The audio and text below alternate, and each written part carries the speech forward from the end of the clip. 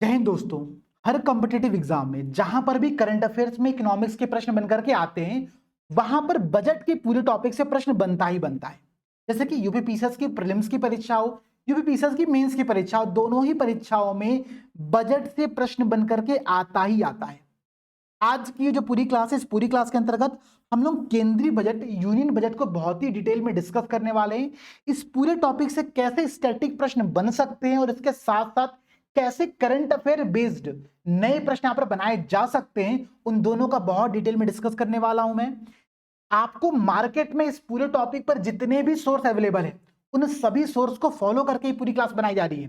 तो आप लोगों को करना बस इतना सा है, इस पूरी क्लास को कंप्लीट तौर पर देखो और इसके साथ साथ मैं आपको विजन आईएएस की ये पीडीएफ जो कि हिंदी और इंग्लिश दोनों में है, मैं आपको टेलीग्राम पर अपलोड कर दूंगा। उसको डाउनलोड करके प्रिंट करा लेना और क्लास के साथ साथ फॉलो करते चलना, ठीक है। देखो, मार्केट में जितनी भी मैगजीन्स थी, मैंने सारे मैगजीन्स का यूज करके ये क्लास बना रहा हूं, तो आप लोगों को इसके बाद कोई भी और सोर्स फॉलो करने की आवश्यकता बिल्कुल भी नहीं है, ठीक है। तो चलिए क्लास को स्टार्ट करते हैं, ध्यान से समझने की पूरा टॉपिक है क्या।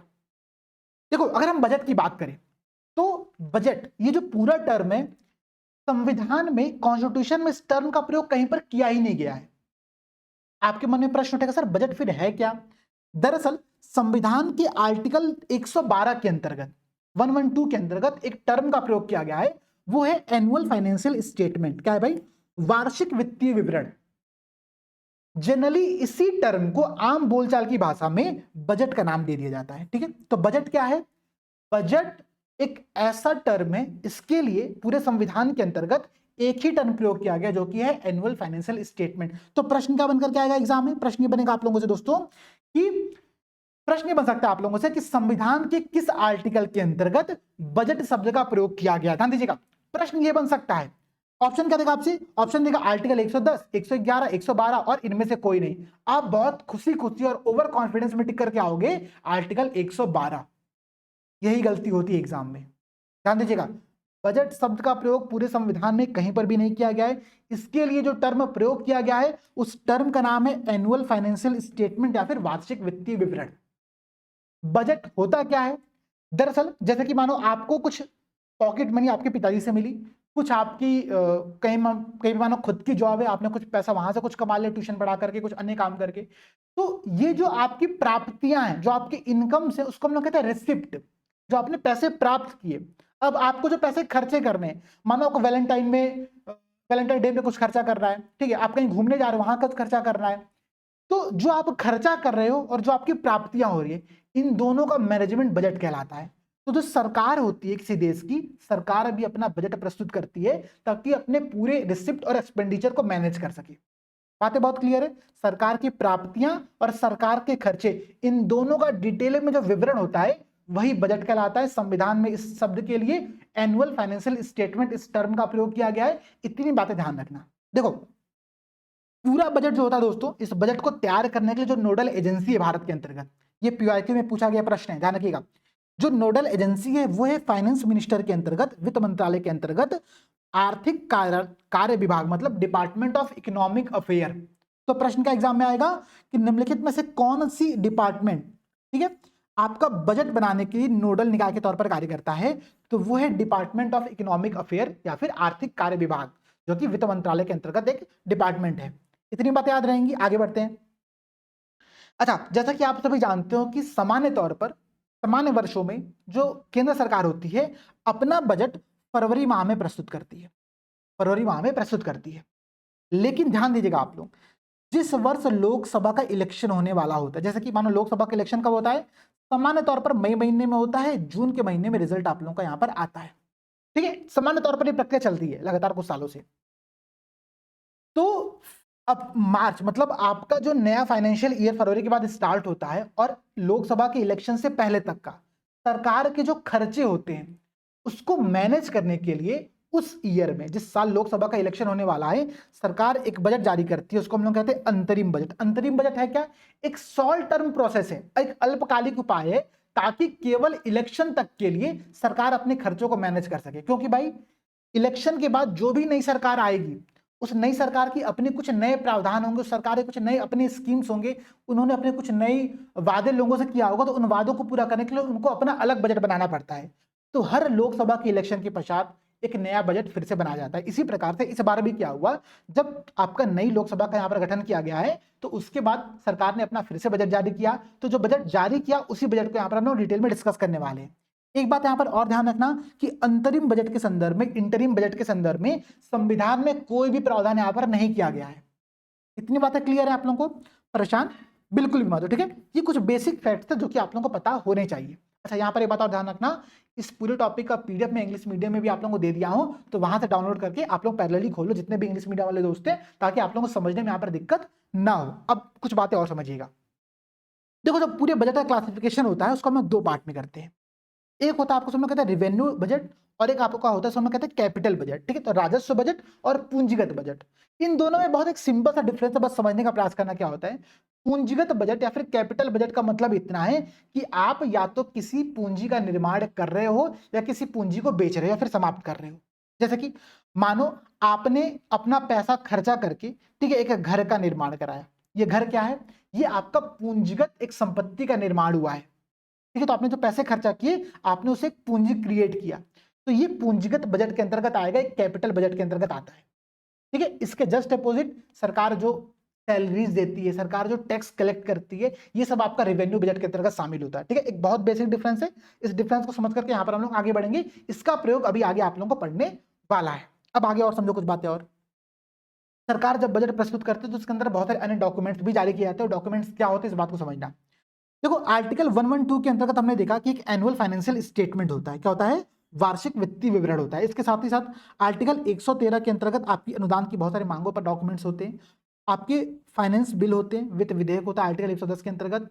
इसके अलावा FRBM एक्ट जो है आप लोगों का, ठीक है, राजकोषीय physical responsible and budget management act 2003, इसके अंतर्गत सरकार दो अन्य डॉक्यूमेंट यहाँ पर जारी करती है। उसका नाम है मैक्रो इकोनॉमिक फ्रेमवर्क स्टेटमेंट, ठीक है, ये बात ध्यान रखिएगा आप लोग। और मध्यम अवधि का मतलब शॉर्ट टर्म्स का, मिडिल टर्म्स का एक फिजिकल पॉलिसी के लिए एक सह राजकोषीय नीति तैयार करती है। तो कई बार प्रश्न ये पूछता है कि निम्नलिखित में से कौन से डॉक्यूमेंट बजट के हिस्सा हैं, ठीक है। निम्नलिखित में से कौन सा डॉक्यूमेंट बजट का हिस्सा है? तो ये सारी बातें आप लोग ध्यान रखना कि कुछ मैक्रो इकोनॉमिक पर सरकार फ्रेमवर्क स्टेटमेंट जारी करती है, सरकार फाइनेंस बिल जो जारी करती है वो भी होता है बजट का हिस्सा। सरकार के जो आपके एनुअल फाइनेंशियल स्टेटमेंट होता है वही बजट का हिस्सा होता है। तो केवल एनुअल फाइनेंशियल स्टेटमेंट को बजट का पार्ट मत मानना, इसके बाद जो अन्य चीजें हैं वो भी आपके बजट के पार्ट होती है, ये बात ध्यान रखना है, ठीक है। इतनी बातें क्लियर हो गया। अब चीजों को समझना स्टार्ट करो। देखो, बजट के अगर हम इतिहास की बात करें, इससे प्रश्न बन सकता है क्योंकि इस बार एक नया इतिहास यहां पर रचा गया है। क्या इतिहास रचा गया है? हम लोग उस पर आएंगे, पहले बजट के इतिहास पर डिस्कस करते हैं। देखो, स्वतंत्रता से पूर्व अगर हम भारत का पहला बजट की बात करें तो भारत का पहला बजट 1860 में प्रस्तुत किया गया था, 1860 में प्रस्तुत किया गया था। किसके द्वारा? तो एक फाइनेंशियल मेंबर थे, उसका नाम है जेम्स विल्सन।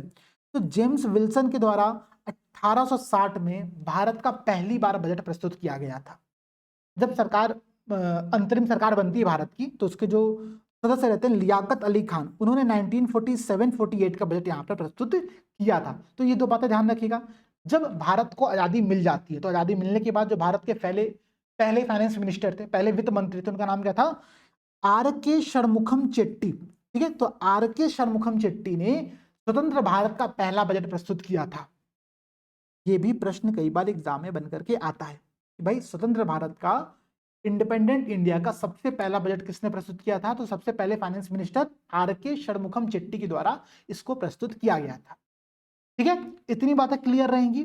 अगर हम इस बार के बजट की बात करें तो इस बार का जो बजट है वो निर्मला सीतारमण जी ने यहाँ पर क्या किया? प्रस्तुत किया। इसके संदर्भ में कुछ फैक्ट आप लोगों को समझना चाहिए, याद होना चाहिए, क्योंकि सरकार ने इस फैक्ट को बहुत ही अपने डॉक्यूमेंट्स में जगह भी दी है, ठीक है। कई जगह इस बात को सरकार ने खुद बोला है। क्या भाई, क्या बात है? वो बात ये है, अगर आप ध्यान दोगे तो पूर्व वित्त मंत्री मोरारजी देसाई के अतिरिक्त, ठीक है, मोरारजी देसाई का रिकॉर्ड तोड़ करके पहली बार ऐसे कौन से वित्त मंत्री हैं जिन्होंने 7 बजट लगातार प्रस्तुत किया है, ठीक है। तो प्रश्न का बनकर के एग्जाम में आएगा, एग्जैक्टली प्रश्न ये बनेगा कि ऐसे कौन वित्त मंत्री हैं जिन्होंने 7 बार लगातार बजट प्रस्तुत किया है। नाम क्या है भाई आप लोगों का? निर्मला सीतारमण जी। क्यों भाई? इससे पहले की जो पूरी लोकसभा थी उसमें उन्होंने क्या किया? आपके 5 बजट प्रस्तुत किए हुए थे। उसके बाद क्या हुआ कि एक इंटरिम बजट प्रस्तुत किया गया और इंटरिम बजट के बाद आप लोगों का एक बजट अभी जो सरकार ने प्रस्तुत किया है वो, तो कुल 7 बजट आपकी निर्मला सीतारमण जी के द्वारा यहाँ पर प्रस्तुत किए गए हैं, जो कि अपने में एक रिकॉर्ड है। ये बात ध्यान रखना, मोरारजी देसाई ने इससे पहले 6 बजट प्रस्तुत किया था, इनका रिकॉर्ड तोड़ करके निर्मला सीतारमण भारत की ऐसी पहली वित्त मंत्री बनी है जिन्होंने 7 बार कॉन्टिन्यूअस बजट प्रस्तुत किया है। अगर हम कॉन्टिन्यूअस के टर्म को हटा दें, तो अगर हम कुल बजट की बात करें तो कुल बजट के इस पूरे सिनेरियो में मोरारजी देसाई का नाम यहाँ पर आता है। मोरारजी देसाई ने लगभग भारत में 10 बार बजट को प्रस्तुत किया है, हालांकि वो कॉन्टिन्यूअस मैनर में नहीं रहा लगातार 10 बार, इसलिए इनका नाम सबसे टॉप पर नहीं है। सबसे टॉप पर 7 बार लगातार बजट प्रस्तुत करने में निर्मला सीतारमण का नाम आप लोग को ध्यान रखना है, और कुल बजट की संख्या में मोरारजी देसाई जी का नाम यहाँ पर ध्यान रखना है। एक नाम आप लोग और ध्यान रखना, सीडी देशमुख जी जो थे, ठीक है, सीडी देशमुख जी ने भी क्या किया था, लगातार 7 बार बजट प्रस्तुत किया था। लेकिन इनके साथ एक यहाँ पर एक कॉन्सेप्ट है, एक पॉइंट है, इस पॉइंट का आप लोग ध्यान रखना कि इन्होंने 2 बजट जो प्रस्तुत किया था वो पहली लोकसभा के गठन से पहले प्रस्तुत किया था, और जब पहली लोकसभा का गठन हो गया उसके बाद इन्होंने 5 बजट प्रस्तुत किया। तो इनके भी लगातार 7 बजट हैं। लेकिन अगर हम लोकसभा के गठन के पश्चात की बात करें, तो लोकसभा के गठन के पश्चात केवल और केवल निर्मला सीतारमण जी ने लगातार 7 बार ये बजट प्रस्तुत किया है।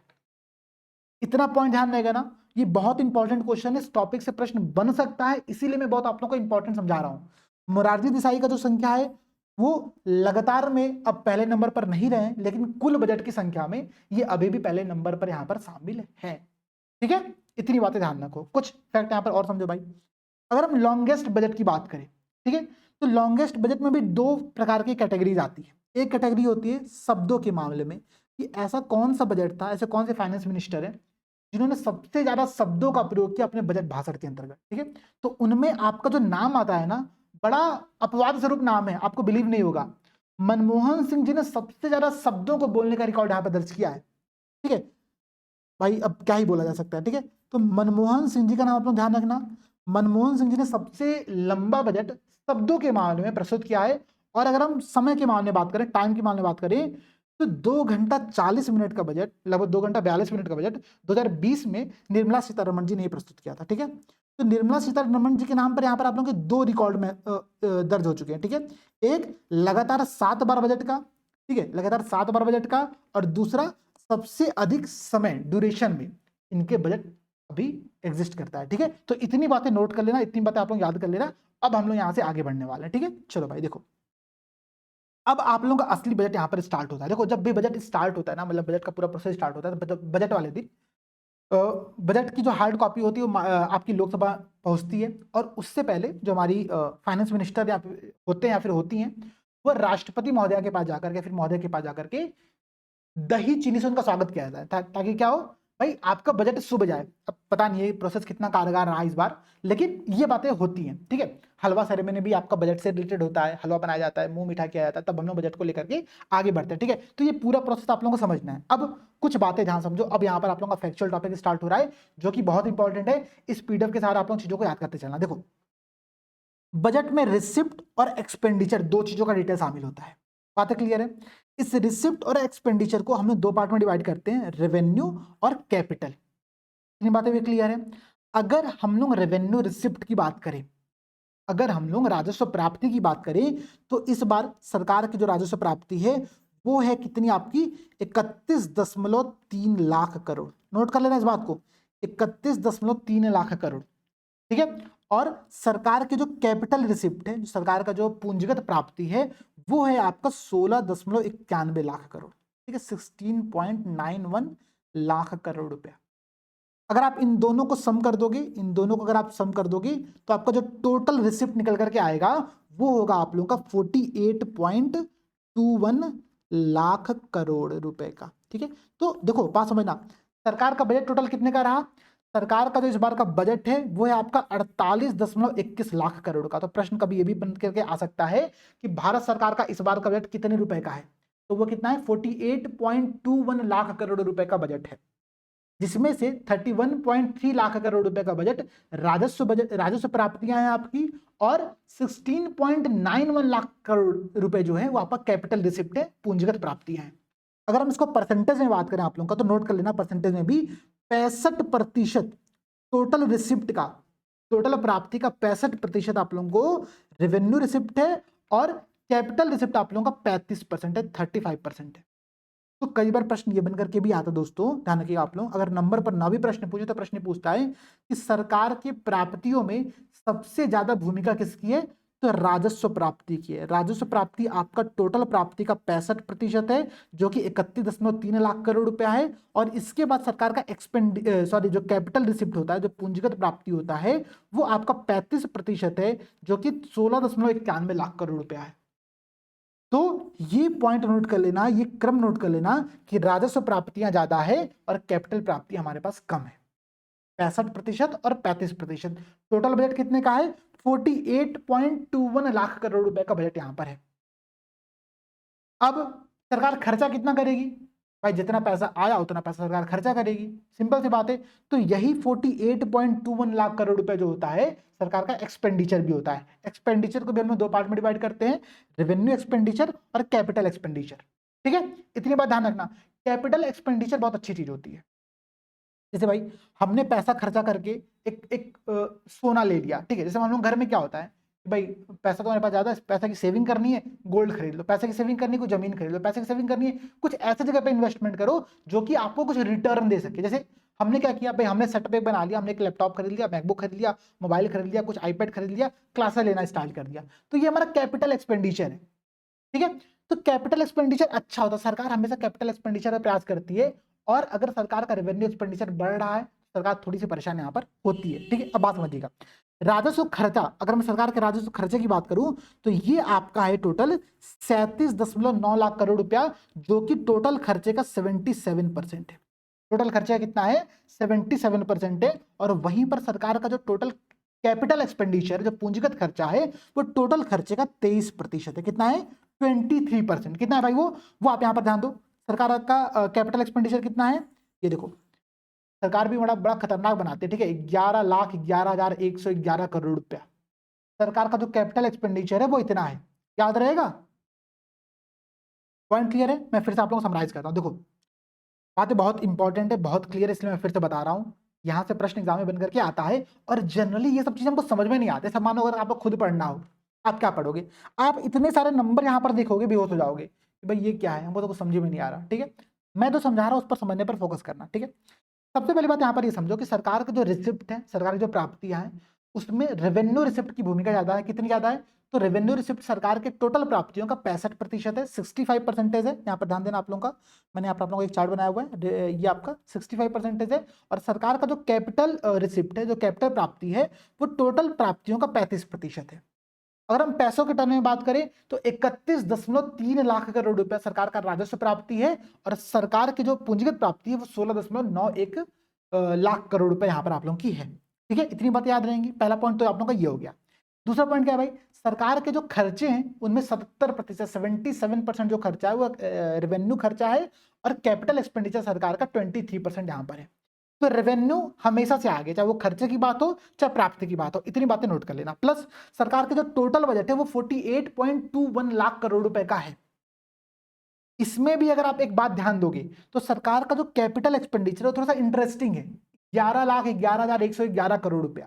तो ये याद करना पड़ेगा अब आप लोगों को, प्रश्न ये पूछ सकता है। ये टोटल खर्चे का आप लोगों का 23% है, इस बात को भी नोट कर लेना। मैं एक एक पॉइंट डिटेल में डिस्कस कर रहा हूं। ठीक है, 23% आप लोगों का टोटल खर्चे का है।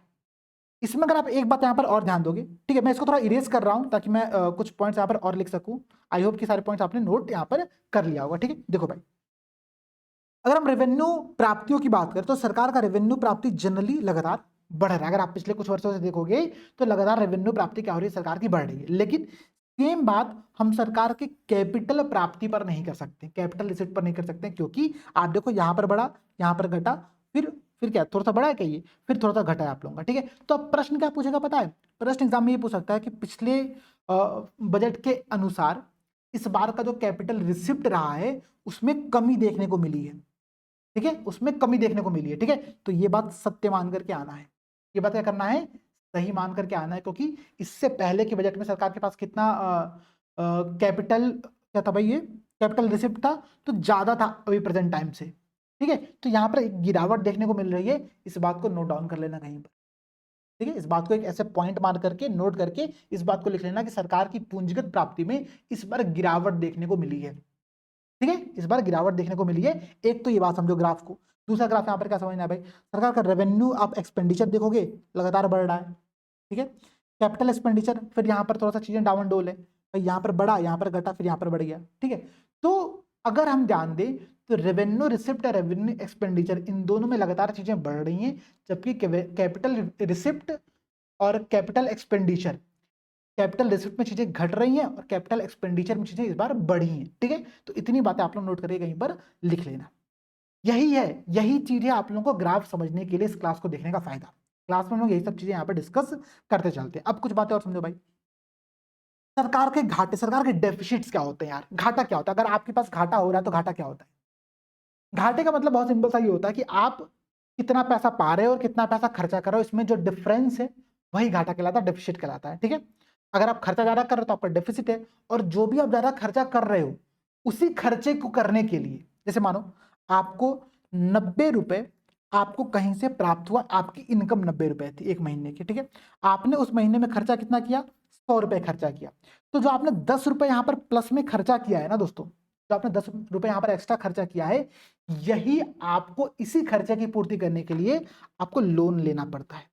तो सरकार क्या करती है, सरकार भी इन्हीं खर्चों की पूर्ति करने के लिए लोन लेती है, और इसी डिफरेंस को, सरकार के टोटल प्राप्ति और टोटल खर्चे के मध्य के डिफरेंस को हम लोग राजकोषीय घाटा या फिर फिजिकल डेफिसिट कहते हैं। प्रश्न एग्जाम में बनकर के आता है कि फिजिकल डेफिसिट क्या होता है, तो सरकार की कुल खर्चे माइनस कुल प्राप्तियां सरकार का राजकोषीय घाटा या फिर फिजिकल डेफिसिट कही जाती हैं। फिजिकल डेफिसिट का मतलब बहुत सिंपल सा होता है कि सरकार को अपने अतिरिक्त खर्चों की पूर्ति करने के लिए जो भी लोन लेने की आवश्यकता पड़ती है वो राजकोषीय घाटा होता है, वो फिजिकल डेफिसिट होता है। ठीक है, तो अगर हम फिजिकल डेफिसिट की इस बार का ट्रेंड की बात करें तो ध्यान देना, फिजिकल डेफिसिट लगातार क्या हो रहा है, कम हो रहा है। इस बार जो हमारा फिजिकल डेफिसिट है वो 4.9% ऑफ जीडीपी है, जो कि बहुत शानदार है। ध्यान रखना, सरकार का जो फिजिकल डेफिसिट का इस बार का जो अनुमान है वो 4.9% है, जो कि अपने में बहुत अच्छी बात है। तो पहले बात, फिजिकल डेफिसिट क्या होता है समझ गए, सरकार की कुल प्राप्ति कुल व्यय के बंद के अंतर को हम लोग फिजिकल डेफिसिट कहते हैं, राजकोषीय घाटा कहते हैं, जो कि इस बार 4.9% का एस्टिमेट यहाँ पर दिया गया है टोटल ऑफ जीडीपी। ठीक है, इतनी बात याद रहेगी ना, मैं फिर से बता रहा हूँ, राजकोषीय घाटे पे प्रश्न बनकर के आता है। अगला देखो, घाटे के 4 प्रकार हम लोग को पढ़ने हैं। अगला क्या पढ़ना है, राजस्व घाटा, रेवेन्यू डेफिसिट। रेवेन्यू डेफिसिट से मतलब क्या है भाई, सरकार की जो राजस्व प्राप्ति है और जो राजस्व खर्चे हैं, इन दोनों के मध्य के डिफरेंस को हम लोग राजस्व घाटा कहते हैं। मतलब रेवेन्यू रिसिप्ट और रेवेन्यू एक्सपेंडिचर, इसके मध्य के डिफरेंस को हम लोग राजस्व घाटा कहेंगे। बातें क्लियर है, इतनी बातें क्लियर है ना, आई होगी, बात समझ में आ रही होगी आप लोगों को। ठीक है, अगर हम इसकी बात करें राजस्व घाटा की, रेवेन्यू डेफिसिट की, तो वो आपके टोटल खर्चे का, टोटल खर्चे कितना है, सॉरी टोटल जीडीपी का 1.8% है। ठीक है, तो सरकार का राजस्व घाटा 1.8% होता है। सरकार के राजस्व घाटे के ज्यादा होने का मतलब ये है कि सरकार को लोगों को सैलरी देने के लिए भी उधार लेने की आवश्यकता पड़ रही है। सरकार को लोगों को सैलरी देने के लिए भी उधार लेने की आवश्यकता पड़ रही है, जो कि अपने में बहुत बुरी चीज है। तो राजस्व घाटा जितना कम हो उतनी अच्छी बात है। इस बात अगर आप ध्यान दो तो राजस्व घाटे में भी यहाँ पर क्या है, कम होने का अनुमान लगाया गया है, जो कि अपने में बहुत अच्छी बात है। ठीक है, मैं ये ट्रेंड बता रहा हूं, ट्रेंड समझना, कम ज्यादा जो मैं बातें बोल रहा हूं ना, वो बातें समझनी है, पहले एक बार समझो, फिर हम लोग याद भी करेंगे चीजों को, मैं रिकॉल कराऊंगा, आप लोगों को निश्चिंत रहना। ठीक है, क्लास के लिए 1.5 घंटा मुझे मंजूर है, लेकिन हम लोग हर एक पॉइंट को बहुत डिटेल में डिस्कस करेंगे। ठीक है, अब देखो प्राइमरी डेफिसिट क्या होता है भाई, प्राथमिक घाटा क्या होता है, तो प्राथमिक घाटे का सिंपल सा मतलब ये होता है कि सरकार, ठीक है, अगर राजकोषीय घाटा में से हम जो ब्याज भुगतान किया जा रहा है, देखो रेवेन्यू, सरकार का फिजिकल डेफिसिट क्या हो गया, सरकार की, नोट कर लेना, सरकार की कुल प्राप्ति और कुल व्यय, इसके मध्य के अंतर को हम लोग राजकोषीय घाटा या फिर फिजिकल डेफिसिट कहते हैं। ठीक है, फिजिकल डेफिसिट के अकॉर्डिंग किसी भी देश की अर्थव्यवस्था का आकलन किया था कि भाई वो देश की अर्थव्यवस्था कितनी आगे है, फिर कितनी अच्छी चल रही है। ठीक है, बात समझना भाई, अगर कोई ऐसा व्यक्ति है जो केवल लोन ले लेकर के अपना ऐश की जिंदगी जी रहा है, तो अच्छी बात तो नहीं है ना। तो इसीलिए रेवेन्यू डेफिसिट जितना कम हो, फिजिकल डेफिसिट जितना कम हो, उतनी अच्छी बात है। फिजिकल डेफिसिट का मतलब क्या हो गया, कुल व्यय और कुल प्राप्ति के मध्य का अंतर। अगर सरकार क्या करती है, इसी राजकोषीय घाटा की पूर्ति करने के लिए लोन लेती है। अब सरकार ने जो लोन लिया हुआ है, उस लोन पर सरकार हर वर्ष ब्याज का भुगतान करती है। भाई जैसे मानो आपने एजुकेशन लोन लिया, ठीक है। तो एजुकेशन लोन अगर ले रहे हो या फिर आप होम लोन ले रहे हो तो आपको हर वर्ष बैंक को लोन भी तो बैंक को आपको इंटरेस्ट भी तो पे करना पड़ेगा, ब्याज भी तो पे करना पड़ेगा। तो अगर उस ब्याज की राशि को हम लोग राजकोषीय घाटा में से हटा दें तो जो घाटा बचता है उसको हम लोग कहते हैं प्राथमिक घाटा। ठीक है, तो प्राइमरी डिफिसिट का फॉर्मूला नोट कर लेना भाई, मैं यहाँ पर बता भी दे रहा हूँ। प्राइमरी डिफिसिट का फॉर्मूला ये होता है कि फिजिकल डिफिसिट माइनस पे किया गया इंटरेस्ट, जो भी आपने ब्याज पे किया है उस ब्याज के भुगतान को माइनस कर दो, तो जो डेफिसिट निकल करके आएगी, जो घाटा निकल करके आएगा वो प्राथमिक घाटा प्राइमरी डेफिसिट कहा जाता है। घाटे के 4 प्रकार हैं, बहुत सिंपल सिंपल चारों प्रकार हैं। ठीक है, मैं प्रयास ये कर रहा हूं कि जिसने आज तक ना भी पढ़ा हो उसको भी समझ में आ जाए। इफेक्टिव रेवेन्यू डेफिसिट क्या होती है? आपने रेवेन्यू डेफिसिट पढ़ा, अब ये इफेक्टिव रेवेन्यू डेफिसिट क्या होती है? इफेक्टिव रेवेन्यू डेफिसिट से मतलब बहुत सिंपल सा यहाँ पर ये होता है, जैसे देखो सरकार क्या करती है, जो केंद्र सरकार होती है अपने हिस्से का कुछ पैसा राज्यों को देती है, राज्यों को देती है। तो सरकार जो पैसा राज्यों को दे रही है ना, वो आपका राजस्व खर्चे में शामिल होता है। ठीक है, वो क्या होता है, वो राजस्व खर्चे में शामिल होता है। बात समझिएगा आप लोग। तो ये जो खर्चा है ये आपका रेवेन्यू डेफिसिट में काउंट हो रहा है, लेकिन जो राज्यों को पैसा मिलता है, राज्य इसमें से कुछ पैसों का प्रयोग कैपिटल एक्सपेंडिचर में भी करती है, कैपिटल एक्सपेंडिचर में भी करती है। ठीक है, तो अगर आप एग्जैक्टली कैलकुलेशन करोगे तो जो केंद्र सरकार का राजस्व खर्चा था, उस राजस्व खर्चे का एक हिस्सा राज्यों के माध्यम से कैपिटल एक्सपेंडिचर में प्रयोग किया गया है। तो भाई एग्जैक्टली तो ये आपका राजस्व घाटा नहीं निकला जो आपने रेवेन्यू डेफिसिट निकाला था। तो इफेक्टिव रेवेन्यू डेफिसिट वो होता है जब राज्य सरकारों को जो पैसा केंद्र सरकार ने दिया था और उनका जो प्रयोग आपका पूंजी निर्माण में किया गया था, कैपिटल एक्सपेंडिचर में किया गया था, जब हम उसको भी हटा देते हैं तो इफेक्टिव रेवेन्यू डेफिसिट निकल करके आती है। 4 टर्म है, fiscal deficit, revenue deficit, primary deficit और इफेक्टिव रेवेन्यू डेफिसिट। इन चारों के मतलब को समझना, अगर आप इन चारों का ट्रेंड देखोगे तो लगभग इस बार सब में कमी देखने को मिली है। ठीक है, राजकोषीय घाटे का जो आपका आंकड़ा है ये 4.9% याद कर लेना, राजस्व घाटा 1.8% है, याद कर लेना। बाकी दोनों नहीं भी याद करोगे तो काम चल जाएगा, मुझे कोई समस्या नहीं है, लेकिन ट्रेंड याद कर लो कि इसमें भी घटा यहाँ पर कमी देखने को मिली है। ठीक है, ये बातें भी क्लियर हो गया। अब स्टार्ट करते हैं असली बजट का पोर्शन। अब ये पोर्शन इंटरेस्टिंग है। अभी तक क्या था, अभी तक हम लोग बहुत फैक्चुअल चीजें देख रहे थे, बहुत टर्म्स चीजें कि ये क्या होता है, वो क्या होता है, कैसे कैसे आंकड़ा हो रहा है। अब हम लोग को बहुत सिंपल और बहुत इजी चीज समझनी है। हमने टफ पार्ट कंप्लीट कर लिया, जो सबसे मेजर टफ पार्ट था ना इस पूरे बजट के अंतर्गत, वो हमारा कंप्लीट हो गया। अब तो बस चीजें याद करनी है और बहुत सिंपल सिंपल चीजें, जैसे कि पूरे बजट की अगर हम बात करें तो पूरे बजट को सरकार ने 4 मेजर कास्ट में डिवाइड किया है। सरकार का जो पूरा फोकस है वो 4 मेजर कास्ट पर है। कास्ट से मतलब यहाँ पर 4 अलग अलग वर्ग हैं। कौन से वर्ग है भाई? अन्नदाता मतलब फार्मर्स, महिलाएं, गरीब और युवा। सरकार इन चारों कास्ट पर, इन चारों सेक्शन पर विशेष ध्यान दे रही है बजट के अंतर्गत। ये बात ध्यान रखना। तो प्रश्न का पूछ करके आएगा, प्रश्न आएगा निम्नलिखित में से किन वर्गों पर सरकार के बजट में विशेष ध्यान दिया गया है? ऑप्शन रहेगा अन्नदाता, गरीब, महिलाएं, युवा। तो इनमें से सभी, ये चारों आप लोगों को टिक करके आना है। इन 4 वर्गों पर सरकार का विशेष यहाँ पर ध्यान है। तो पहली बात ये याद करो कि कौन से वो वर्ग है, फार्मर्स, गरीब मतलब पुअर, महिलाएं और युवा। ठीक है, बात क्लियर है।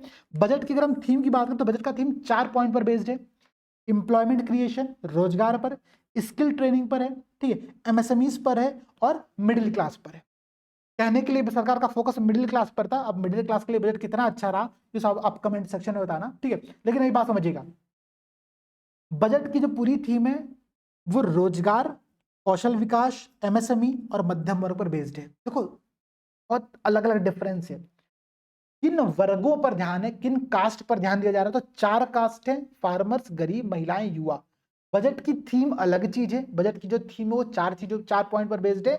एम्प्लॉयमेंट, स्किल ट्रेनिंग, एमएसएमईज और मिडिल क्लास। ठीक है, इनके मध्य के डिफरेंस को समझना। पता चला कि बजट थीम पूछा और आप वहां पर अन्नदाता, गरीब, महिलाएं, युवा लिख करके आ रहे हो, फिर टिक करके आ रहे हो, ये गलती नहीं करनी है। ठीक है, अगर हम विकसित भारत के लिए सरकार की 9 प्रायोरिटीज की बात करें, प्राथमिकताओं की बात करें, तो सरकार ने 9 प्रायोरिटीज यहाँ पर सेलेक्ट की है, जो कि path of the strong development and all around जो पॉसिबिलिटीज है, मतलब चतुर्दिक समृद्धि एवं सशक्त विकास के निर्माण में जो सरकार की 9 प्राथमिकताएं, वो 9 प्राथमिकताएं क्या हैं वो आपको याद होनी चाहिए। प्रश्न पूछ सकता है, निम्नलिखित में से सरकार की बजट में प्राथमिकता कौन सी नहीं है? ठीक है, तो एटलीस्ट ये 9 प्रायोरिटी सरकार की जो है वो आपको पता होनी चाहिए। मेंस एग्जाम में तो यहां से प्रश्न डायरेक्टली पूछेगा कि सरकार की 9 प्राथमिकताओं पर विस्तृत चर्चा करिए। ठीक है, तो 9 प्रायोरिटीज याद कर लेना। कौन सी प्रायोरिटीज है भाई? सबसे पहली प्रायोरिटी क्या है, एग्रीकल्चर में उत्पादकता या फिर लचीलापन। ठीक है, इस चीज पर सरकार का यहाँ पर विशेष ध्यान है। मैं आपको दिखा भी देता हूँ, देखो ये कृषि क्षेत्र में उत्पादकता और लचीलापन। ठीक है, इसके अलावा विनिर्माण एवं सेवाएं, मैन्युफैक्चरिंग और सर्विसेज पर सरकार का फोकस किया गया है। सरकार का फोकस इंफ्रास्ट्रक्चर पर है। सरकार का फोकस आपका एम्प्लॉयमेंट और स्किल पर है। अर्बन डेवलपमेंट पर है।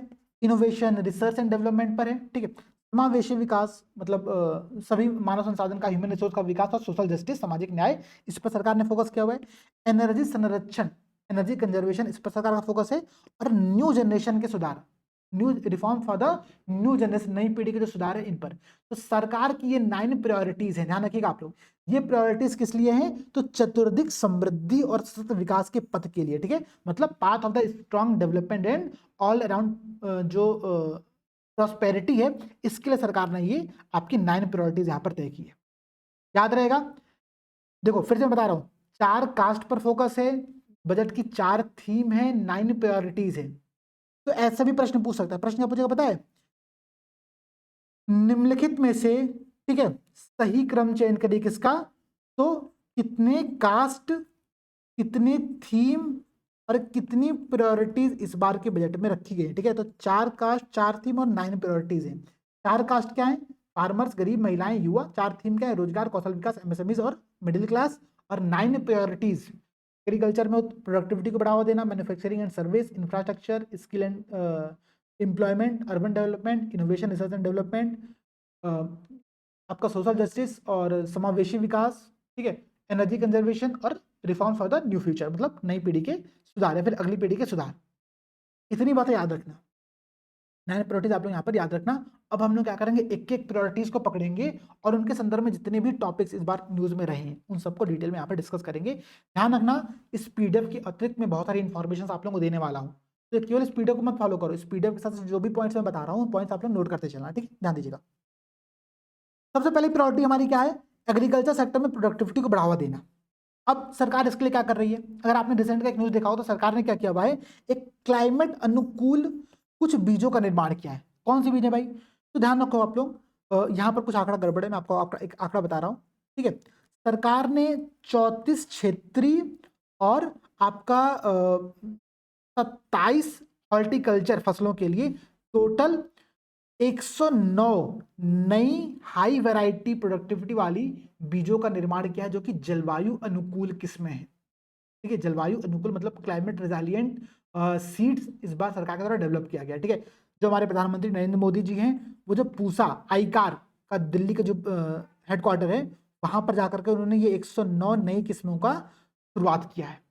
ठीक है, तो पहला प्रश्न क्या बनेगा, पहला प्रश्न ये बनेगा कि हाल ही में किसके द्वारा जलवायु अनुकूल किस्मों के नए बीजों का उद्घाटन किया गया। ठीक है, तो प्रधानमंत्री नरेंद्र मोदी के द्वारा कहां पर किया गया, तो नोट कर लो, पूसा या फिर आईकार। ठीक है, Indian council of agriculture and research जो नई दिल्ली में है। ठीक है, इसके द्वारा यहाँ पर इसके हेडक्वार्टर में एक किया गया है, नरेंद्र मोदी जी ने किया। टोटल कितने बीज नए बनाए गए हैं, तो 109 नए हाई प्रोडक्टिविटी वाले सीड्स को यहाँ पर डेवलप किया गया है, जो कि क्लाइमेट रेजिलिएंट है।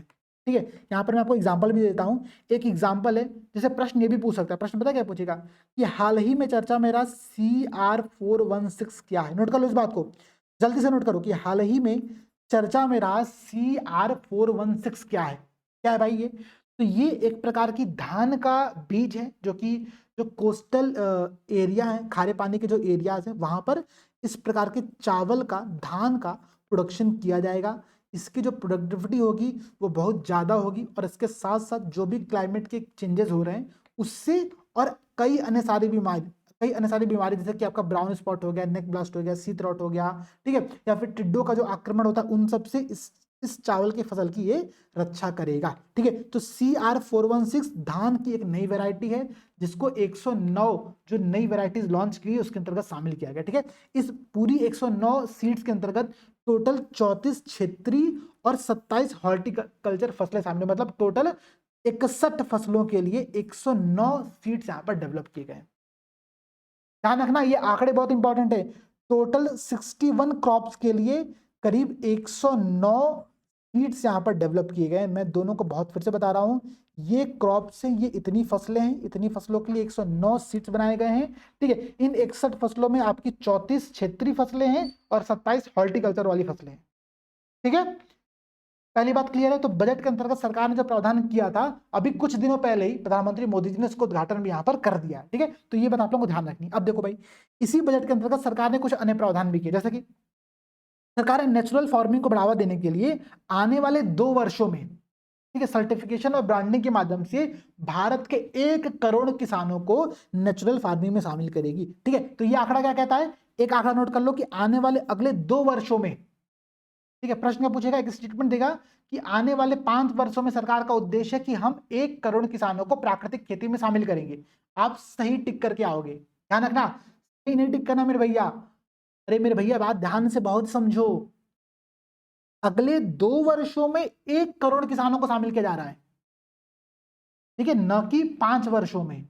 जनरली मेरे दिमाग में 5 वर्ष का एक कॉन्सेप्ट घूम रहा होता है। ठीक है, तो ये फैक्ट नोट करो कि आने वाले 2 वर्षों में हम 1 करोड़ किसानों को नेचुरल फार्मिंग में शामिल करने वाले हैं। इसी के साथ साथ नेचुरल फार्मिंग को प्रमोट करने के लिए हमने क्या किया हुआ है, हमने 10,000 नीड बेस्ड, आवश्यकता आधारित जो बायो इनपुट रिसोर्स सेंटर्स हैं उनको डेवलप किया जाएगा। ठीक है, जैव इनपुट संसाधन केंद्रों का निर्माण सरकार यहां पर करने वाली है। तो ये 2 पॉइंट ध्यान में रखना आप लोग। नेचुरल फार्मिंग संदर्भ में प्रश्न क्या आएगा, नेचुरल फार्मिंग संदर्भ में दिए गए निम्नलिखित 2 कथनों पर ध्यान दीजिए। पहला कथन, आने वाले 5 वर्षों में सरकार 1 करोड़ किसानों को प्राकृतिक खेती में शामिल कर रही है। गलत स्टेटमेंट है, क्योंकि वो 2 वर्षों के लिए प्रावधान किया गया। ठीक है, प्लस सेकंड स्टेटमेंट देगा कि हम आने वाले समय में 10,000 need based bio input resource centre का डेवलप करेंगे। ठीक है, तो सेकंड स्टेटमेंट सही है, पहला स्टेटमेंट गलत है। आपको केवल बी टिक करके यहां पर आना है। पॉइंट क्लियर है, चला जाए आगे बढ़ा जाए। चलो भाई, अब देखो सरकार यहाँ पे क्या कर रही है। अच्छा, कुछ कुछ मैं पॉइंट्स स्किप करूंगा क्योंकि वो इंपॉर्टेंट नहीं है। ठीक है, तो निश्चित है ना, जो मैं स्किप कर रहा हूँ आप स्किप कर सकते हो। ठीक है, जैसे ये 2 पॉइंट मैं स्किप कर रहा हूँ, आगे बढ़ाओ। देखो सरकार एग्रीकल्चर के लिए क्या कर रही है, एक डीपीआई का निर्माण कर रही है। डीपीआई क्या होता है, डिजिटल पब्लिक इंफ्रास्ट्रक्चर। देखो डिजिटल पब्लिक इंफ्रास्ट्रक्चर का मतलब बहुत सिंपल सा है, मैं आपको बता दे रहा हूँ। हो सकता हो कि कई बार प्रश्न पूछ ही दे कि हाल ही में चर्चा मेरा डीपीआई से आप क्या समझते हो, और 4 विकल्प आपको दे दे। ठीक है, तो डिजिटल पब्लिक इंफ्रास्ट्रक्चर का मतलब सिंपल सा इतना होता है कि एक बहुत ही बुनियादी बेस्ड एक इंफ्रास्ट्रक्चर बेस्ड अप्रोच होती है, जिसके अंतर्गत हम टेक्नोलॉजी का प्रयोग करके पब्लिक इंटरेस्ट में बहुत सारी चीजें करते हैं। जैसे कि भारत में डीपीआई का जो कॉन्सेप्ट स्टार्ट हुआ वो आधार के साथ आया। जब हमने आधार का पूरा इकोसिस्टम डेवलप किया तो हमने अपने यहाँ पर एक डिजिटल पब्लिक इंफ्रास्ट्रक्चर डेवलप किया, जिसका प्रयोग करते हुए हम जो पब्लिक इंटरेस्ट है उस पर ध्यान दे सकते हैं और टेक्नोलॉजी का प्रयोग वहां पर कर सकते हैं। ठीक है, ये बहुत सारी इनोवेशन को बढ़ावा देती है। तो एग्रीकल्चर के भी पूरे क्षेत्र में हम क्या कर रहे हैं, डीपीआई को, डिजिटल पब्लिक इंफ्रास्ट्रक्चर को बढ़ावा देने पर कार्य कर रहे हैं। ये बात ध्यान रखिएगा। ठीक है, डिजिटल पब्लिक इंफ्रास्ट्रक्चर की मैं बात करूं तो इसके अंतर्गत क्या किया जाएगा कि आने वाले 3 वर्षों में राज्यों के साथ मिलकर के सरकार क्या करने वाली है कि जितनी भी भूमि है, दरअसल देखो भूमि रिकॉर्ड्स को लेकर के सबसे ज्यादा विवाद है पूरे भारत में। अगर आप जाओगे, अभी मैं पिछले कुछ दिनों में ना गोरखपुर की हर एक कॉलोनी में घूम रहा था, कुछ कुछ काम थे हमारे कंपनी के चल रहे थे, पोस्टर मेकिंग के चीजों के। तो हमने देखा कि हर कॉलोनी में 1 से 2 ऐसी प्रॉपर्टी है जो कि विवाद के अंतर्गत फंसी पड़ी हुई है। तो इसके अंतर्गत सरकार एग्रीकल्चर के लिए डीपीआई डेवलप करी, डिजिटल पब्लिक इंफ्रास्ट्रक्चर डेवलप करी, जिसके अंतर्गत आने वाले 3 वर्षों में हम जितने भी किसान और उनके लैंड्स हैं उनका एक प्रॉपर डिजिटल रिकॉर्ड यहाँ पर दर्ज करेंगे। ये सबसे अच्छी बात है। प्लस इसके साथ साथ क्या किया जाएगा, डीपीआई का उपयोग करके 400 जिलों की 400 डिस्ट्रिक्ट्स की जो खरीफ फसल है, ठीक है, खरीफ फसल है, उसका डिजिटल फसल सर्वेक्षण यहाँ पर सुनिश्चित किया जाएगा। ठीक है, बात क्लियर, आगे बढ़ा जाए। अब देखो 6 करोड़ किसानों और उनकी जमीनों का विवरण इसके अंतर्गत डीपीआई के माध्यम से यहाँ पर शामिल किया जाने वाला है। इस बात को नोट कर लेना। 5 राज्यों में हम जन समर्थन आधारित एक केसीसी, किसान क्रेडिट कार्ड यहाँ पर जारी करेंगे। ठीक है, तो एग्रीकल्चर में जो सरकार डीपीआई पे कार्य करे उसमें 2-3 कॉन्सेप्ट हम लोग को याद करने कि आने वाले 3 वर्षों में 6 करोड़ किसानों की जमीनों का हम लोग प्रॉपर डिजिटल डॉक्यूमेंट सुनिश्चित करने वाले हैं। 400 जिलों में हम लोग खरीफ फसलों का रिकॉर्ड सुनिश्चित करने वाले हैं और 5 राज्यों में हम लोग जन समर्थन आधारित केसीसी यहाँ पर स्टार्ट करेंगे। ठीक है, इतनी बातें याद रहेंगे, आगे बढ़ा जाए।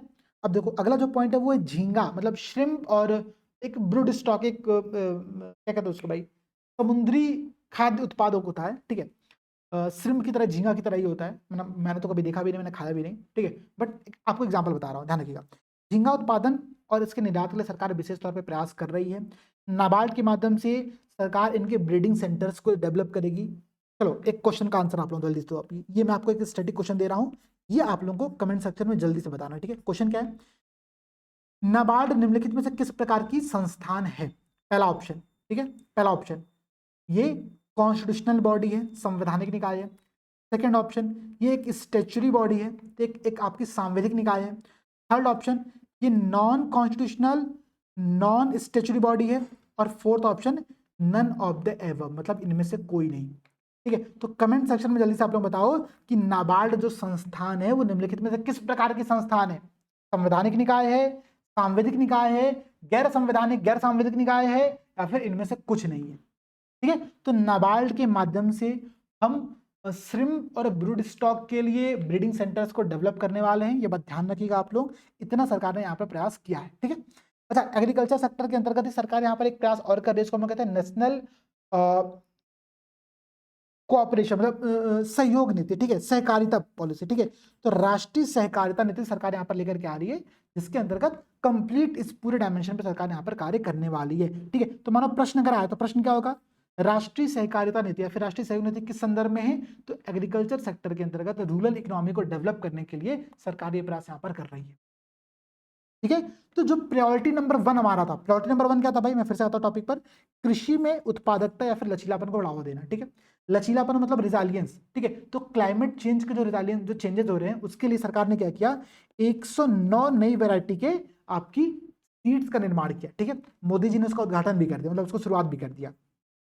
इसी में हमने एक बीज के बारे में पढ़ा था, उसका नाम था CR416। तो प्रश्न क्या बनेगा, CR416 किस प्रकार की फसल का एक है? अगर आप ध्यान दो तो यहाँ पर हमने क्या किया था, तो टोटल 34 रीजनल और 27 हॉर्टिकल्चर क्रॉप्स के लिए हमने 109 फसलों का हाई वैरायटी सीड्स को यहाँ पर डेवलप किया हुआ है, ये बात आप लोगों को ध्यान रखनी है, ठीक है। इतना बात बहुत इंपॉर्टेंट, ठीक है। नेचुरल फार्मिंग के लिए हमने आने वाले ध्यान दीजिएगा, आने वाले 2 वर्षों में 1 करोड़ किसान को शामिल करेंगे, 10,000 हम input based bio resource centre को डेवलप करने वाले हैं। इसके साथ साथ अगर आप देखो तो DPI के लिए हम 3 वर्षों में 6 करोड़ किसानों को शामिल करेंगे, 5 राज्यों में हम जन समर्थन आधारित पर एक KCC लॉन्च करेंगे, और 400 जिलों में किसान क्रेडिट कार्ड का 400 जिलों में हम लोग खरीफ फसलों का जो डिजिटल सर्वेक्षण है उसको यहाँ पर सुनिश्चित करेंगे, ठीक है। पॉइंट क्लियर है? एक मैंने आप लोगों को यहाँ पर होमवर्क दिया, तो होमवर्क नंबर 1 नोट कर लेना भाई। अच्छा, जितना भी होमवर्क आज की क्लास में दूंगा करना है, अगर नहीं करोगे तो आप लोग अपने एक क्वेश्चन एग्जाम में भूल करके आओगे, ठीक है, ये बात ध्यान रखना।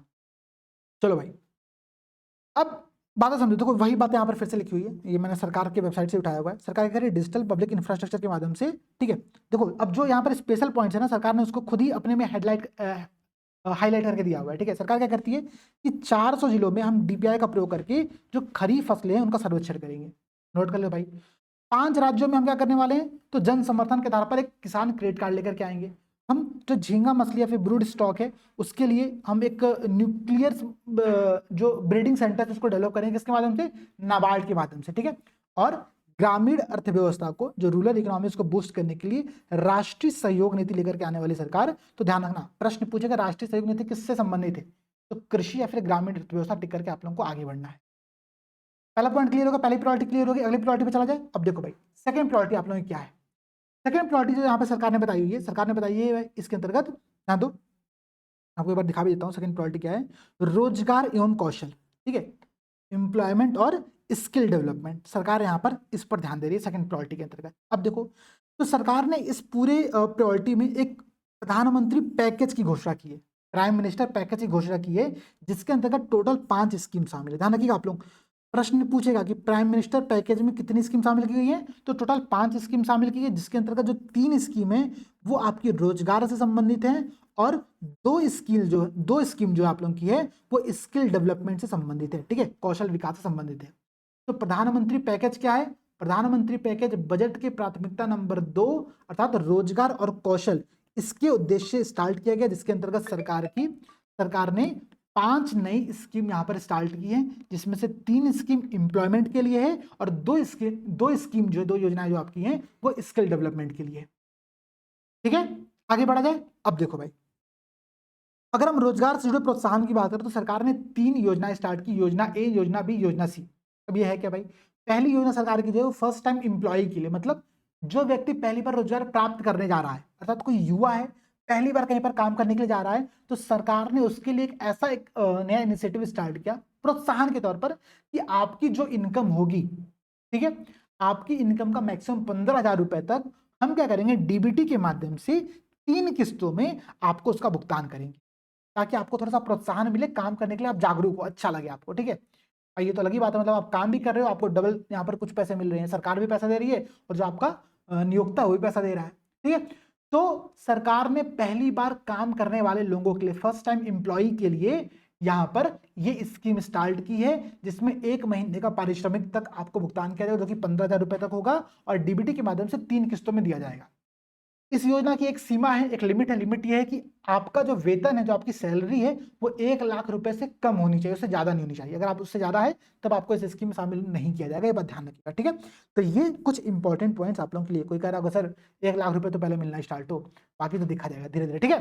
तो ये बात ध्यान रखो आप लोग, ये सरकार की पहली पॉलिसी है रोजगार को प्रोत्साहन देने के लिए। सरकार की दूसरी पॉलिसी क्या है भाई, सरकार मैन्युफैक्चरिंग सेक्टर में रोजगार को प्रोत्साहन करना चाह रही है, और इसके लिए सरकार क्या कर रही है, यहाँ पर जो भी फर्स्ट टाइम एम्प्लॉय होगा, तो सरकार ईपीएफओ के में अपना कुछ अंशदान यहाँ पर देने वाले, ठीक है। नियोक्ता और कर्मचारी दोनों तरफ से सरकार दोनों को प्रोत्साहन देगी, मतलब जो पहला बार यहाँ पर काम करने आ रहा व्यक्ति है वो भी, और जो नियोक्ता जो जॉब दे रहा है वो भी, ठीक है, एम्प्लॉयर जो है वो भी, उन दोनों को सरकार यहाँ पर प्रोत्साहन दे रही है ईपीएफओ में अपना योगदान देकर, ठीक है। एम्प्लॉयमेंट प्रोविडेंट फंड जो होता है, इसमें सरकार अपना योगदान यहाँ पर सुनिश्चित कर रही है, ठीक है। तो ये सेकंड सरकार की स्कीम है। थर्ड क्या स्कीम है भाई, भाई जो पहली बार जॉब करने आ रहा था सरकार ने उसको तो प्रोत्साहन दे दिया, लेकिन वो जॉब करने तब आएगा ना जब जॉब उसको मिलेगी। तो जॉब देगा कौन, एम्प्लॉयर देगा, नियोक्ता देगा। तो सरकार नियोक्ताओं को प्रमोट कर रही है। सरकार अगर तुम निश्चिंत रहो, तो अपने यहाँ पर लोगों को जॉब दो, तुम्हारी तरफ से जो ईपीएफओ में अंशदान होगा 2 साल तक हम 3-3 हजार रुपए कर देंगे, प्रति महीना 3-3 हजार रुपए सरकार यहाँ पर कर देगी। नए कर्मचारियों के लिए सरकार ने यहाँ पर एक कॉन्सेप्ट रखा, ठीक है, ये बात ध्यान रखिएगा आप लोग। तो सरकार रोजगार प्रोत्साहन के उद्देश्य 3 प्रयास कर रही है। पहला प्रयास क्या है, पहला प्रयास है पहली बार जॉब करने वाले व्यक्ति के लिए, दूसरा प्रयास है मैन्युफैक्चरिंग सेक्टर में जॉब करने वाले के लिए रोजगार प्रोत्साहन के लिए, और तीसरा प्रयास है जो एम्प्लॉयर है, नियोक्ता है, उसके लिए। ये तीनों प्रयास आपके पीएम पैकेज का एक पार्ट है। तो पीएम पैकेज में टोटल 5 स्कीम से 3 स्कीम रोजगार के संबंधित थी, जो आपने यहाँ पर देख लिया।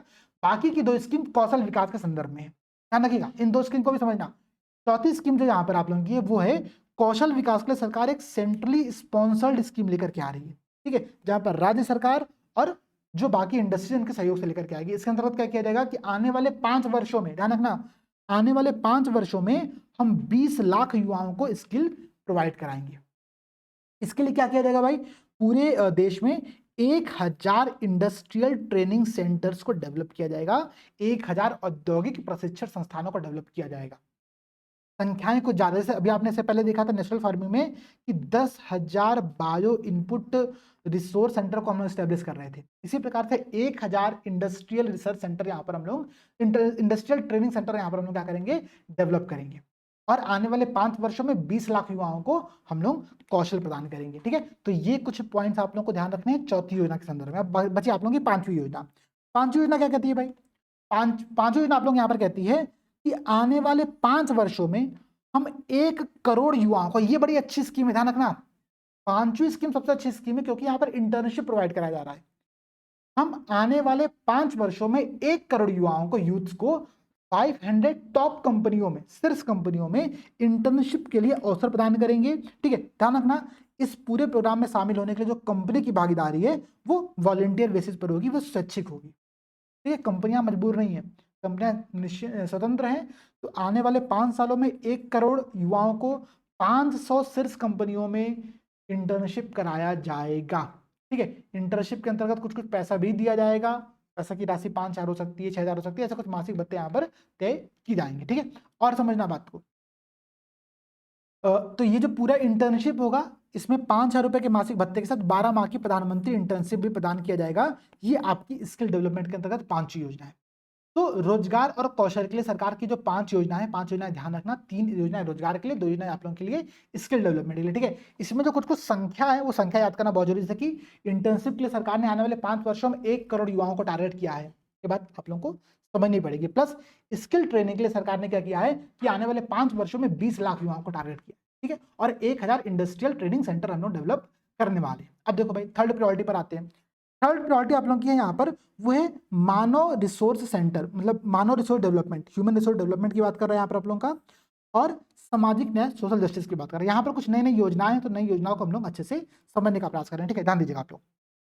देखो, समावेशी का मतलब क्या होता है? Inclusive human resource development. इसका मतलब होता है कि हम सैचुरेशन की बात कर रहे हैं, हम संपूर्ण अप्रोच की बात कर रहे हैं, जितने भी लोग हैं, किसान, युवा, महिलाएं, गरीब, सबका सर्वांगीण विकास यहाँ पर सुनिश्चित किया जाए, यही है समावेशी विकास। ठीक है, तो इसके लिए सरकार क्या कर रही है, ध्यान समझिएगा। एक बात और समझना, देखो इसको याद करने कुछ ट्रिक बताता हूं। जैसे कि इस बार की जो सरकार की एनडीए गठबंधन है, इस एनडीए गठबंधन अगर आप जान दोगे तो बिहार और आंध्र प्रदेश इसकी भूमिका बहुत जानदार है भाई। जो आंध्र प्रदेश की आपकी टीडीपी पार्टी और बिहार की तो आपकी नीतीश कुमार की पार्टी है, इन दोनों पार्टी के सहयोग से एनडीए गठबंधन बना हुआ है। तो इसकी भूमिका की वजह से सरकार ने क्या किया, अब देखोगे तो जब बजट आने वाला था उससे पहले बिहार ने कहा कि हमको स्पेशल राज्य का दर्जा दिया जाए। बड़ा विवाद भी हुआ उसको कि मिलेगा नहीं मिलेगा, सरकार ने हालांकि मना कर दिया, लेकिन सरकार ने बैकडोर के माध्यम से बिहार के लिए कुछ नई स्कीम्स भी लेकर के आई है। हम स्कीम को समझते हैं क्या क्या स्कीम लाई। जैसे कि अगर आप ध्यान दोगे तो सरकार ने बिहार में, पॉइंट नोट कर लेना, कहीं पर लिखा नहीं हुआ है, नोट कर लेना, बिहार में एक जगह है, नाम है पिरपैंती। ठीक है, मैं जगह लिख दे रहा हूँ, पिरपैंती। पिरपैंती में सरकार क्या कर रही है, 2400 मेगावाट का, 2400 मेगावाट का विद्युत संयंत्र स्टेब्लिश करने जा रही है। ठीक है, तो बजट में सरकार ने ये घोषणा की है कि बिहार की पिरपैंती में हम एक विद्युत संयंत्र स्टेब्लिश करेंगे जो कि 2400 मेगावाट का होगा, जो कि पिरपैंती में होगा। ठीक है, तो प्रश्न क्या बनेगा एग्जाम में कि हाल ही में बजट के अंतर्गत बिहार की किस जगह पर हमने एक विद्युत संयंत्र को स्टेब्लिश करने का प्रावधान किया है। ठीक है, तो वो आप लोग को ये पॉइंट नोट करना है। अब देखो भाई, सरकार और क्या कर रही है, सरकार ने एक स्कीम स्टार्ट किया, उसका नाम क्या है, पूर्वोदय, मतलब विकास भी विरासत भी। ठीक है, डेवलपमेंट भी और हेरिटेज भी। ये है क्या भाई, पूर्वोदय स्कीम क्या है? सबसे बड़ा जो कंफ्यूजन यहाँ पर आएगा, पूर्वोदय से आपके मन में हो सकता हो कि आपके मन में जो 7 सिस्टर्स हैं हमारे, ठीक है, पूर्वोत्तर भारत की, आपको वो राज्य ध्यान में आ जाए। लेकिन ध्यान रखना, पूर्वोदय में जो राज्य शामिल है वो 5 राज्य हैं। उन 5 राज्यों में आपका बिहार और आंध्र प्रदेश तो रहेगा ही रहेगा। क्यों भाई? क्योंकि मैंने पहले बता दिया कि एनडीए में बिहार और आंध्र प्रदेश की भूमिका यहाँ पर ज्यादा है। बाकी कौन से राज्य बचे? झारखंड, पश्चिम बंगाल और उड़ीसा। तो ये 5 राज्य जो हैं आपके पूर्वोदय इस पूरे क्षेत्र के, ठीक है, बिहार, झारखंड, पश्चिम बंगाल, उड़ीसा और आंध्र प्रदेश, इन 5 राज्यों के कंप्लीट डेवलपमेंट के लिए सरकार ने एक स्कीम स्टार्ट की, उसका नाम है पूर्वोदय स्कीम।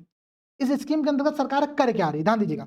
सरकार यहाँ पे कर क्या रही है कि सरकार ने एक कॉरिडोर, इंडस्ट्रियल कॉरिडोर है, उसका नाम है अमृतसर कोलकाता औद्योगिक कॉरिडोर। सरकार इसको डेवलप करने पर ध्यान दे रही है। ठीक है, कॉरिडोर का नाम क्या है, अमृतसर कोलकाता इंडस्ट्रियल कॉरिडोर। इसी के अंतर्गत गया में, ध्यान रखना आप लोग, बिहार की गया में हम एक इंडस्ट्रियल नोड को भी डेवलप करेंगे, एक इंडस्ट्रियल नोड का डेवलप करेंगे। पहला पॉइंट। दूसरा पॉइंट समझो, अब आंध्र प्रदेश के लिए सरकार कुछ स्पेशल प्रोविजन कर रही है।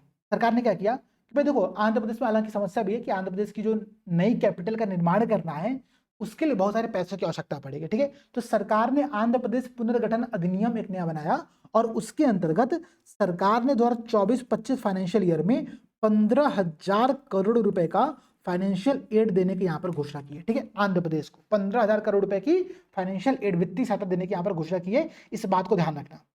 यहीं पर जो सेकंड पॉइंट है वो बहुत इंपॉर्टेंट है कि आंध्र प्रदेश में एक इरिगेशन प्रोजेक्ट, उसका नाम है पोलावरम इरिगेशन प्रोजेक्ट। ठीक है, अब आप लोगों से एक क्वेश्चन है, क्वेश्चन क्या कि पोलावरम इरिगेशन प्रोजेक्ट किस नदी के ऊपर डेवलप किया जा रहा है, किस राज्य में? ये बात तो क्लियर है, आंध्र प्रदेश राज्य में। कौन सी नदी है मैं चलो बता भी देता हूं, नोट कर लेना, बहुत इंपॉर्टेंट है। दरअसल इसी पोलावरम इरिगेशन प्रोजेक्ट का दूसरा नाम है इंदिरा सागर नाम। ठीक है, इंदिरा सागर सिंचाई परियोजना।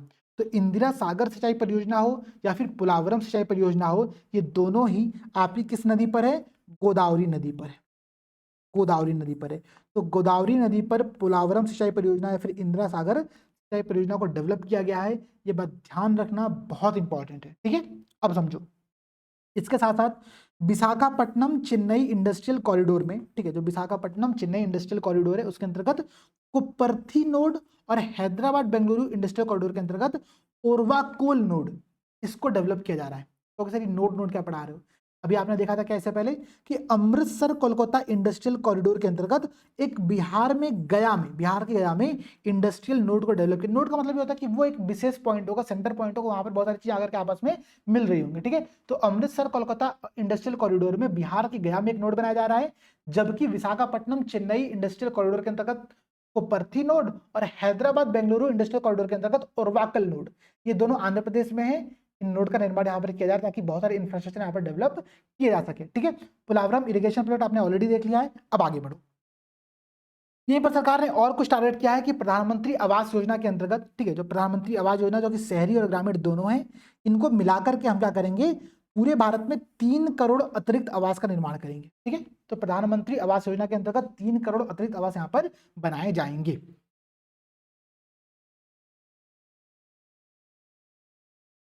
अब हम कुछ बातें और समझो। ठीक है, महिलाओं के नेतृत्व की अगर हम बात करें तो महिलाओं के नेतृत्व के लिए सरकार क्या करे, 3 लाख करोड़ रुपए का अलग से प्रोविजन कर रही है। नहीं भी याद करोगे तो चलेगा, कोई दिक्कत नहीं, बहुत इंपॉर्टेंट पॉइंट नहीं है, लेकिन अभी तक जो पॉइंट मैंने बताया वो बहुत इंपॉर्टेंट पॉइंट। ठीक है, प्रश्न पूछेगा कुपर्थी कहां पर है, प्रश्न पूछेगा उर्वाकल कहां पर है, आप कंफ्यूज रहोगे। ठीक है, तो आंध्र प्रदेश में, क्योंकि वहां पर जो इंडस्ट्रियल कॉरिडोर है दो, उन दोनों इंडस्ट्रियल कॉरिडोर पर ये विशेष नोड का निर्माण किया जा रहा है। ठीक है, आगे बढ़ते हैं। अब देखो भाई, एक सरकार ने बहुत ही शानदार स्कीम स्टार्ट की है जनजातियों के लिए, ट्राइबल्स ग्रुप्स के लिए। ठीक है, उस स्कीम का क्या नाम है, प्रधानमंत्री जनजाति उन्नत ग्राम अभियान। ठीक है, प्रधानमंत्री जनजाति उन्नत ग्राम अभियान। ठीक है, ये स्कीम का नाम है, ध्यान रखना आप लोगों का नाम देख लो, ये स्कीम है। ठीक है, इस स्कीम का उद्देश्य बहुत सिंपल था, जितने भी जनजातीय समूह भारत में हैं लगभग 63,000 गांव, ध्यान रखना 63,000 गांवों में करीब 5 करोड़ जनजातीय लोगों को इस स्कीम के माध्यम से लाभ पहुंचाया जाएगा, ताकि उनकी जो सामाजिक और आर्थिक कंडीशन है उसमें इंप्रूवमेंट किया जा सके। ठीक है, तो प्रश्न क्या पूछेगा, प्रधानमंत्री जनजातीय उन्नत ग्राम अभियान लगभग कितने जनजातीय लोगों को टारगेट करिए, तो 5 करोड़ जनजातीय लोगों को टारगेट करिए, कितने गाँव में, लगभग 63,000 गाँव में। ठीक है, ये बता रखना। पूर्वोत्तर क्षेत्र में सरकार क्या करेगी, इंडिया पोस्ट बैंक के माध्यम से, इंडिया पोस्ट पेमेंट बैंक जो है उसके माध्यम से 100 से अधिक ब्रांच आपकी पूर्वोत्तर क्षेत्र में यहाँ पर खुलने पर काम कर रहे हैं। ठीक है, पूर्वोदय स्कीम अलग था, पूर्वोदय स्कीम में क्या था, बिहार, झारखंड, पश्चिम बंगाल, उड़ीसा और आंध्र प्रदेश, इनके डेवलपमेंट के लिए सरकार ने पूर्वोदय स्कीम लेकर के आया था। इसी के अंतर्गत सरकार ने आंध्र प्रदेश पुनर्गठन रिफॉर्म अधिनियम भी लेकर के यहाँ पर आया हुआ था। ठीक है, जहाँ से 15,000 करोड़ रुपए दिया गया था। ये सारी बातें जाना, पोलावरम इरिगेशन प्रोजेक्ट आंध्र प्रदेश में आप लोगों का था, जिसका नाम इंदिरा सागर भी है, जो कि गोदावरी रिवर के ऊपर बनाया गया। ठीक है, इतनी बातें ध्यान देंगे ना। अब समझो, आपकी जो ये प्रायोरिटी था इंक्लूसिव डेवलपमेंट वाला, वो भी यहाँ पर कंप्लीट हो गया। आपकी जो इसके बाद अगली प्रायोरिटी है वो है मैन्युफैक्चरिंग या फिर सर्विसेज सेक्टर है। ठीक है, तो सरकार क्या कर रही है कि एमएसएमईज को प्रमोट करने के लिए बहुत सारे प्रयास कर रही है। देखो, अच्छा, एमएसएमईज की क्राइटेरिया क्या होता है, एमएसएमईज में हम किसको माइक्रो, किसको स्मॉल, किसको मीडियम इंटरप्राइज कहते हैं, मुझे बताने की आवश्यकता बिल्कुल नहीं है। आप लोगों का ये दायित्व है, आप लोगों का ये होमवर्क है कि एमएसएमईज का जो क्लासिफिकेशन का क्राइटेरिया है कि इक्विपमेंट में कितना पैसा इन्वेस्टमेंट होना चाहिए, कितना आपका टर्नओवर होना चाहिए, किसके अकॉर्डिंग क्या चीज़ होंगी, उसको यहाँ पर तय किया गया। ठीक है, हालांकि अगर मैं आपको एक समरी भी दूँ तो आप लोगों को याद भी होगा। देखो, पहले 1 करोड़, फिर 1 गुणे 10 मतलब 10 करोड़, और फिर आप लोगों का 5 से मल्टीप्लाई कर दो मतलब 50 करोड़। ठीक है, तो 1 करोड़, 10 करोड़, 50 करोड़। अगर हम, ये आपका इक्विपमेंट में इन्वेस्टमेंट की बात कर रहा हूं मैं। ठीक है, अगर हम टर्नओवर की बात करें तो टर्नओवर में आप ध्यान देना, यहाँ पर 5 करोड़, 5 का 10 गुना मतलब 50 करोड़, और इसका 5 गुना मतलब 250 करोड़। ठीक है, ये आपका एक समरी है, पहले 10 गुना करते हैं हम लोग, फिर 5 गुना करते हैं। तो इक्विपमेंट और आप लोगों का टर्नओवर, ये 2 रेशियो निकल कर आता है। पहले एमएसएमईज के अंतर्गत हम सर्विस और मैन्युफैक्चरिंग सेक्टर को अलग अलग करते थे, अभी हमने उसको मर्ज कर दिया है। ठीक है, तो ये क्लासिफिकेशन ध्यान रखना, बहुत इंपॉर्टेंट क्लासिफिकेशन है, जिसमें प्रश्न जनरली स्टैटिक क्वेश्चन में बनकर के आता रहता है। अब कुछ बातें और समझिएगा। अगर हम एमएसएमईज की ही बात करें तो सरकार ने यहाँ पर एक स्कीम स्टार्ट किया है दरअसल। ठीक है, सरकार से पहले मुद्रा लोन देती है। ठीक है, तो मुद्रा लोन के अंतर्गत जो तरुण श्रेणी, जो तरुण कैटेगरी है, सरकार ने यहाँ पर क्या किया कि तरुण कैटेगरी के अंतर्गत जो सीमा है वो 10 लाख रुपए से बढ़ाकर के 20 लाख रुपए यहाँ पर कर दिया है। लेकिन किसके लिए किया है, केवल उसके लिए जिसने इससे पहले लोन लिया था और उस लोन को चुका दिया है। ठीक है, तो मुद्रा लोन के अंतर्गत जो तरुण कैटेगरी है उसमें अब आप अधिकतम 20 लाख रुपए तक का लोन ले सकते हो, लेकिन केवल वही व्यक्ति जिसने पहले लोन लिया था और लोन को चुका दिया। सरकार सबको थोड़ी लोन बांटती चलेगी। ठीक है, जिसने चुका दिया केवल ऑलरेडी सरकार उसके लिए स्कीम नहीं लेकर के यहाँ पर आई है।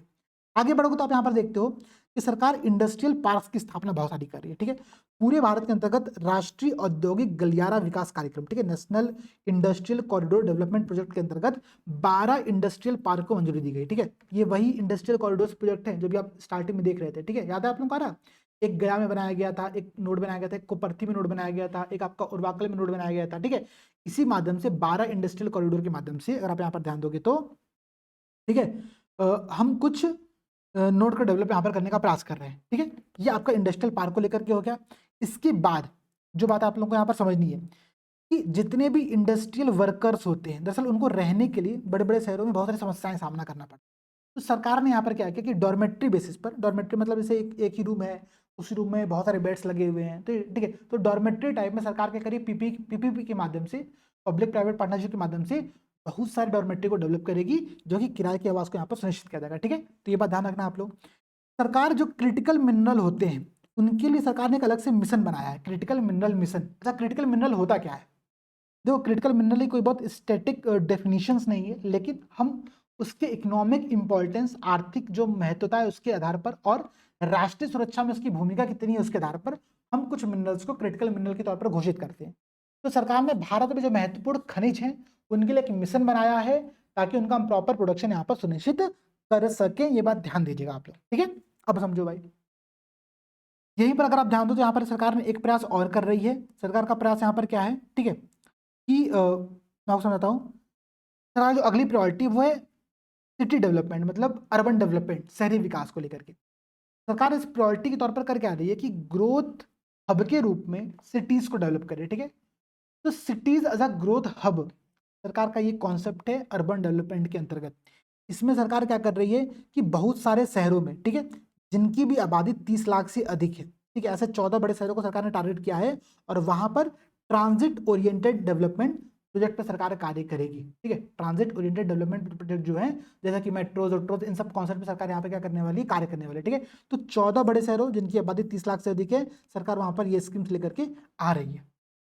ठीक है, अब देखो भाई, हमने आपको ऑलरेडी बताया कि सरकार क्या कर रही है, पीएम आवास योजना के अंतर्गत, यहाँ पर मैं आपको दिखा भी देता हूँ, सरकार पीएम आवास योजना के अंतर्गत आने वाले समय में 3 करोड़ अतिरिक्त घरों का निर्माण यहाँ पर करेगी। ठीक है, क्या करेगी, 3 करोड़ अतिरिक्त घरों का निर्माण करेगी। ये बात आपने देखा।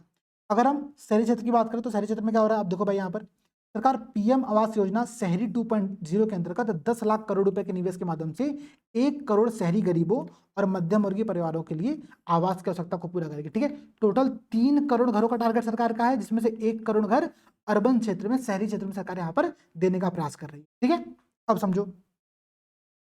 अच्छा, स्टेम शुल्क, ठीक है, सरकार क्या कर रही है कि राज्यों के माध्यम से स्टेम शुल्क, जो महिलाएं अगर कोई संपत्ति खरीदती या बेचती हैं तो सरकार उन पर महिलाओं के भूमिका को बढ़ावा देने के उद्देश्य उन पर जो शुल्क लगता है, स्टेम शुल्क लगता है, उसको कम करने का प्रयास कर रही है। ठीक है, आप लोगों के लिए एक होमवर्क है, यहाँ पर एक क्वेश्चन है, कमेंट सेक्शन में बताना कि स्टेम शुल्क किसके द्वारा लगाया जाता है, किस प्राधिकरण के द्वारा स्टेम शुल्क को लगाया जाता है, राज्य सरकार, केंद्र सरकार, या फिर दोनों के द्वारा। ठीक है, इसका आंसर आप लोग कमेंट सेक्शन में देना है कि स्टेम शुल्क को किसके द्वारा लगाया जाता है।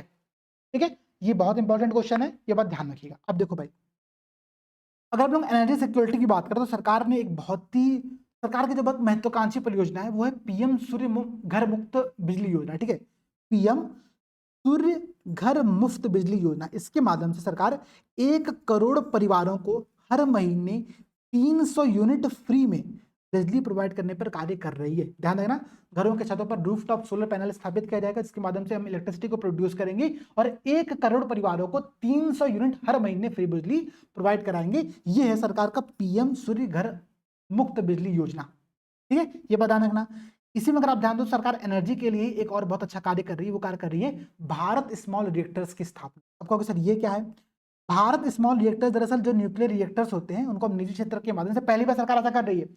सरकार न्यूक्लियर क्षेत्र में पहली बार प्राइवेट इन्वेस्टर्स को बढ़ावा दे रही है, बुलावा दे रही है, और कह रही है कि आप आओ और स्मॉल स्मॉल रिएक्टर, बहुत बड़े रिएक्टर्स नहीं, बहुत छोटे छोटे रिएक्टर्स को डेवलप करो। भारत स्मॉल रिएक्टर्स हम लोग उसको कहेंगे, और उसके माध्यम से हम लोग एनर्जी प्रोडक्शन पे यहाँ पर कार्य करने वाले हैं। सरकार ने एक प्रोजेक्ट यहाँ पर ये भी लेकर के आगे बढ़ रही है। ठीक है, इतनी बात ध्यान रखना, ये प्राइवेट सेक्टर के माध्यम से किया जाएगा। ठीक है, सबसे इंपॉर्टेंट पॉइंट यहाँ पर ये है।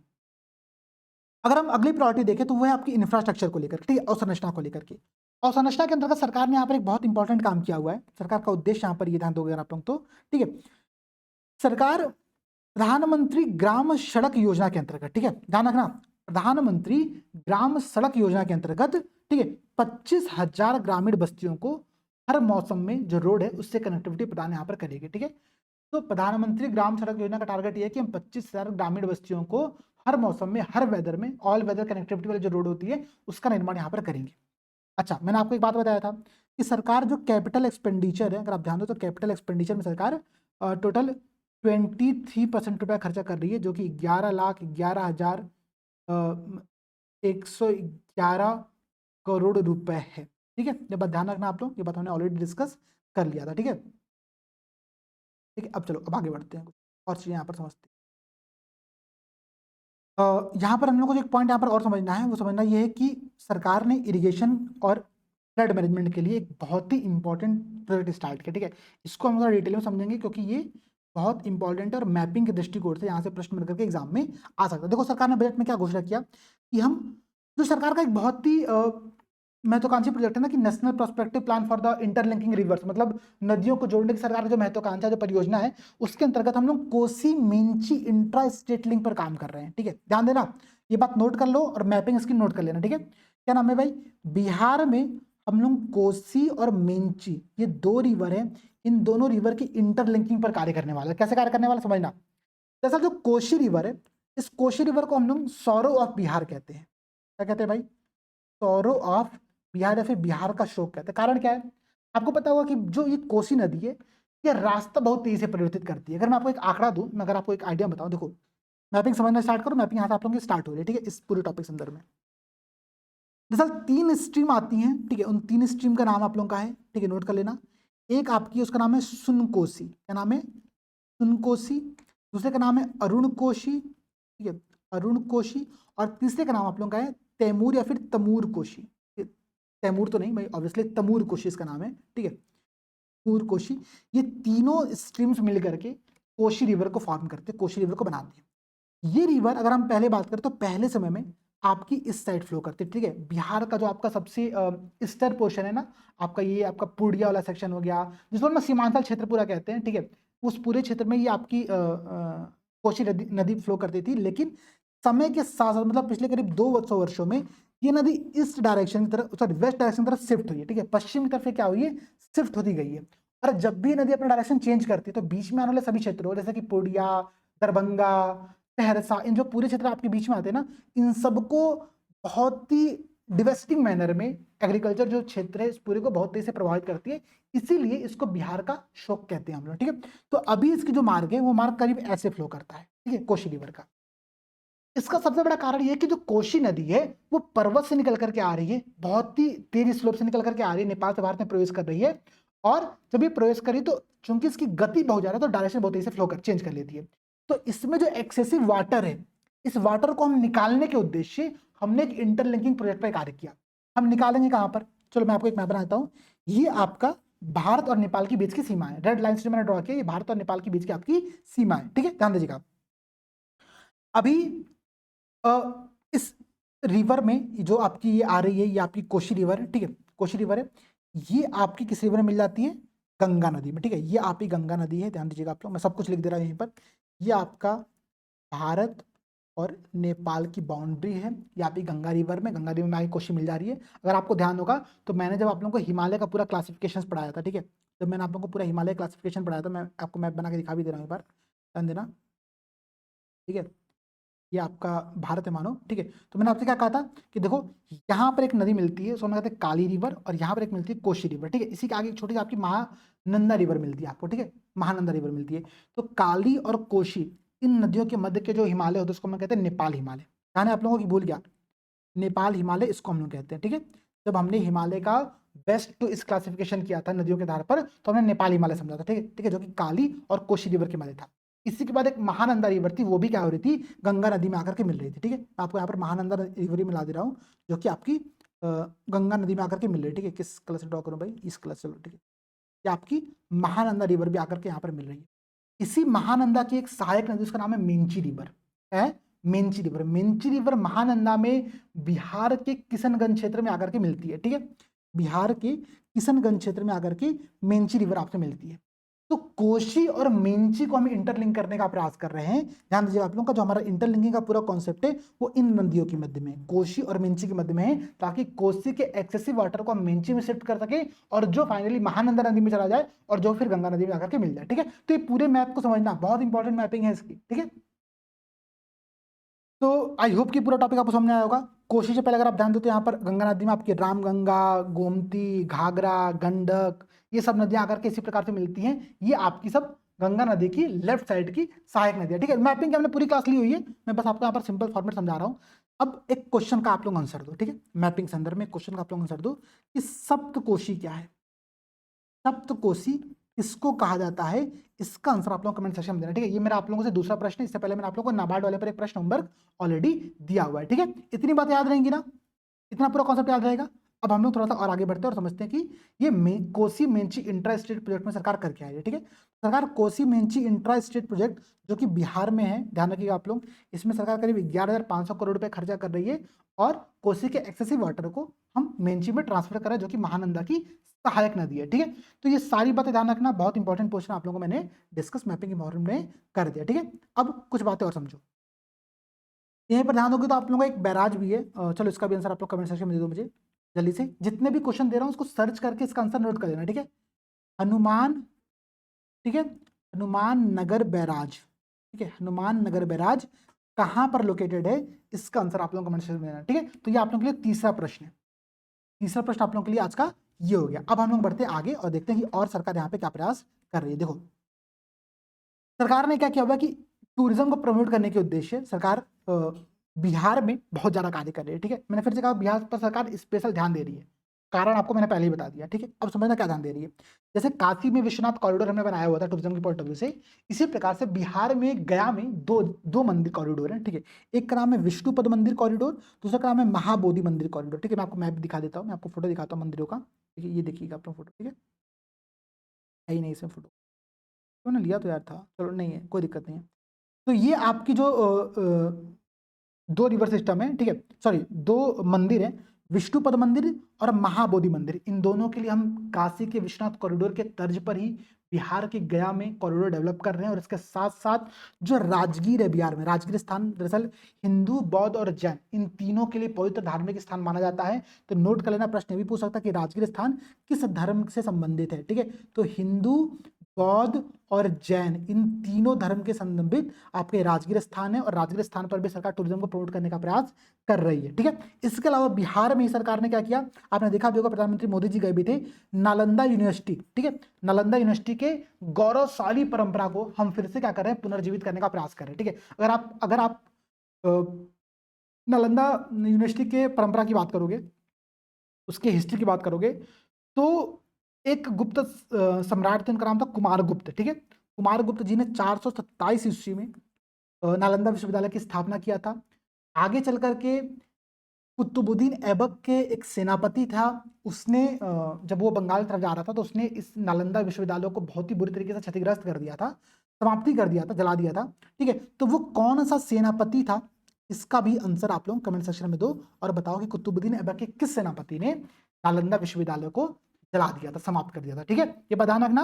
दरअसल जो नालंदा विश्वविद्यालय बहुत इंपॉर्टेंट इस वजह से भी कि यहाँ पर विदेशों से लोग आकर के पढ़ते थे, जैसे कि अब खिलजी का सेनापति है, ठीक है, सॉरी हाँ कुतुबुद्दीन ऐबक का नहीं, खिलजी का सेनापति वो था, नहीं खिलजी सेनापति नहीं था सर, आप मुझे कंफ्यूज कर रहे हो, मैं आपको बताता हूँ। ठीक है, एक बार कमेंट सेक्शन में आंसर देखते हैं क्या इसका आंसर है। देखो भाई निशान सर मेरे में यहाँ पे डाउट हो गया है, आप लोग कमेंट सेक्शन में आंसर बताना कि इसका सही आंसर यहाँ पर क्या है। ठीक है, कि वो कौन सेनापति था जिसने नालंदा विश्वविद्यालय को जला दिया था।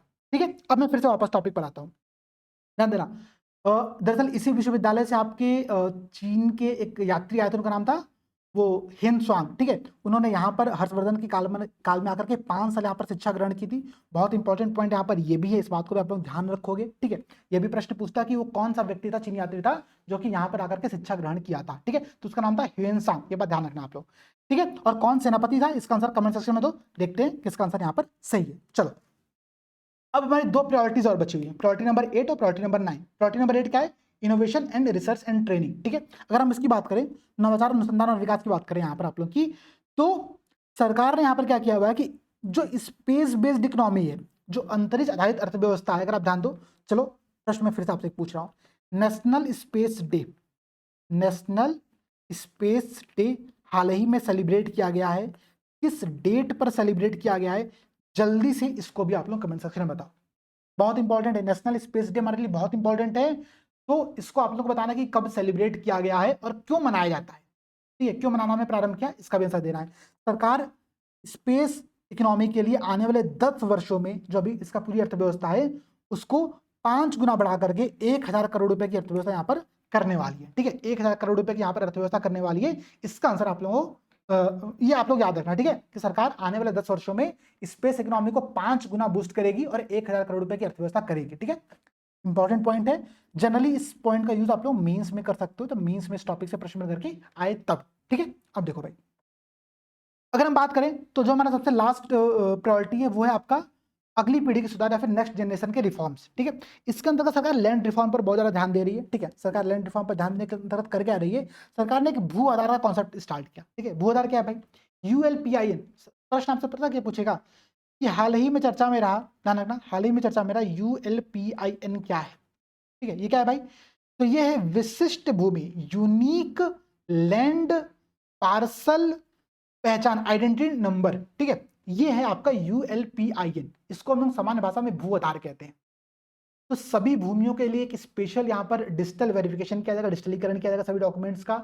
ये है आपका ULPIN। ध्यान रखना आप लोग, जैसे आपने एग्रीकल्चर सेक्टर में देखा था कि सरकार कृषि के लिए क्या कर रही है, DIP लेकर के आ रही है, ठीक है। डिजिटल आपका वो पूरा इकोसिस्टम डेवलप कर रही है, DPI, ठीक है। तो वो यही है, ULPIN ही है। बात क्लियर है आप लोगों का। तो ये आप लोगों की 9 प्रायोरिटीज हो गई। 9 प्रायोरिटीज को आपने यहाँ पर डिटेल में समझ लिया, डिस्कस कर लिया, ठीक है। अब देखो सरकार के यहाँ पर कुछ स्कीम और भी, जैसे कि एक स्कीम सरकार की जो कि बहुत इंपॉर्टेंट स्कीम है और इससे प्रश्न बन ही सकता है कि NPS वात्सल्य क्या है। हाल ही में चर्चा मेरा NPS वात्सल्य, नेशनल पेंशन स्कीम वात्सल्य क्या है। दरअसल जो नाबालिग बच्चे हैं उनके लिए माता पिता और अभिभावकों की तरफ से, ठीक है, अभिभावकों की तरफ से एक अंशदान बेस्ड, ठीक है, एक NPS वात्सल्य की स्कीम स्टार्ट किया गया है। आगे चल करके जब आप बड़े होगे, जो माइनर्स जब बड़े हो जाएंगे, 18+ हो जाएंगे, तो वो चाहें तो इसको नॉर्मल NPS अकाउंट में कन्वर्ट कर सकते हैं। ये है आपका NPS Vatsalya, a plan for the contribution by the parents and the guardians for minors to be launched, ठीक है। तो NPS फॉर माइनर्स को हम लोग NPS वात्सल्य के नाम से जान रहे हैं। ये भी इंपॉर्टेंट है, तो ध्यान रखना आप लोग, ठीक है। अब देखो भाई, सरकार ने हाल ही में क्या किया, नई पेंशन योजना पर सरकार कार्य कर रही है। अगर आप देखो तो रिसेंट में सरकार ने एक अभी जारी किया, कल ही का मैं न्यूज देख रहा था, मैंने पढ़ा नहीं इसको डिटेल में, मैं पढ़ूंगा तो आप लोगों को समझाऊंगा अभी। सरकार UPS यूनिफाइड पेंशन स्कीम लेकर के आ रही है, ठीक है। यूनिफाइड पेंशन स्कीम लेकर के आ रही है, जो कि आपकी पुराने ओल्ड पेंशन स्कीम से अलग है, ठीक है। तो सरकार की ये नई पेंशन योजना सरकार ने जो घोषणा किया था बजट के अंतर्गत, UPS उसको लेकर के ऑलरेडी आ चुकी है, कैबिनेट के द्वारा अप्रूव कर दिया गया है। तो इस पर भी डिटेल में हम लोग को पढ़ना पड़ेगा। आने वाली करंट अफेयर्स की क्लास में हम इस टॉपिक पर डिस्कस ऑलरेडी कर लेंगे, ठीक है, निश्चिंत रहना आप लोगों को। अब समझो भाई, तो बजट का हमने जो 9 प्रायोरिटीज थी उसको बहुत डिटेल में समझ लिया।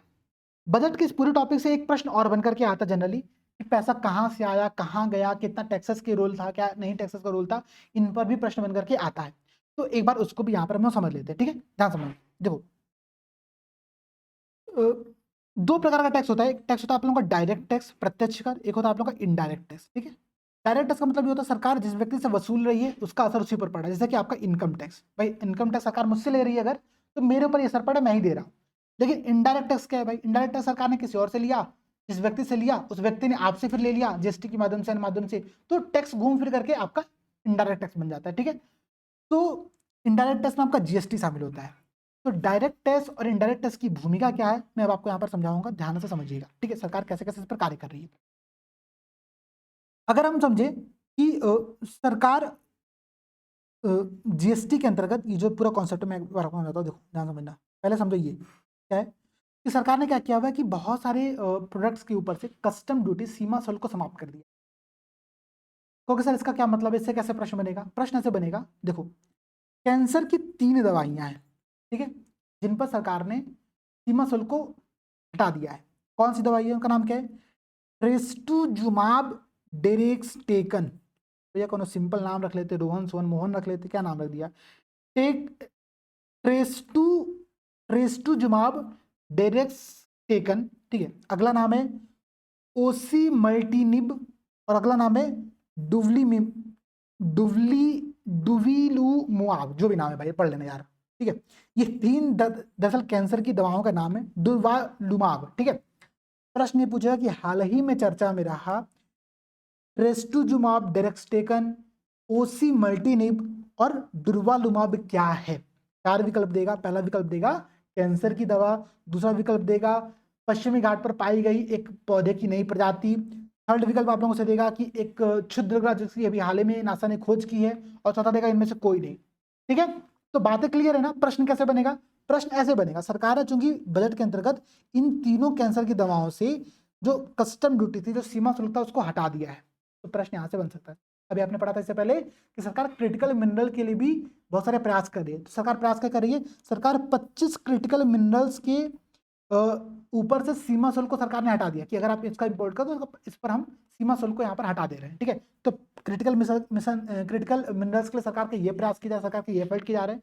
इतनी बातें ध्यान रखना आप लोग। ठीक है, और समझो भाई, सरकार ने कई प्रोडक्ट्स पर सीमा शुल्क को घटाया भी है। ठीक है, जैसे कि एक्सरे उपकरण, मोबाइल फोन, चार्जर्स, सोना चांदी। ठीक है, इसलिए सोना चांदी रिसेंट में सस्ता भी हुआ, पता नहीं कितना सस्ता मुझे नहीं आइडिया, लेकिन सस्ता हुआ। ठीक है, तो ये कुछ बातें हैं जिनसे प्रश्न बन सकता है, हालांकि बनता बहुत ज्यादा है नहीं, तो परेशान मत होना।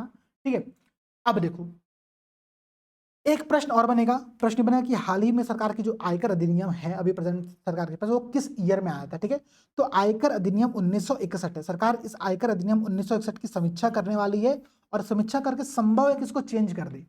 ठीक है, आयकर अधिनियम 1961 को सरकार यहाँ पर चेंज कर दे, ये बात आप लोगों को ध्यान रखना है। ठीक है, ये भी एक इंपॉर्टेंट पॉइंट है कि 1961 में ये अधिनियम यहाँ पर आया था। अब अगर हम थोड़ा सा यहाँ पर और आगे बढ़े, तब कुछ बातों को समझना प्रारंभ करो। ठीक है, देखो पूरे फाइनेंशियल ईयर 2022-23 में, ठीक है, फाइनेंशियल ईयर छोड़ो, मैं आपको प्रेजेंट का बताता हूँ कि जो डायरेक्ट टैक्स और इनडायरेक्ट टैक्सेस की भूमिका है।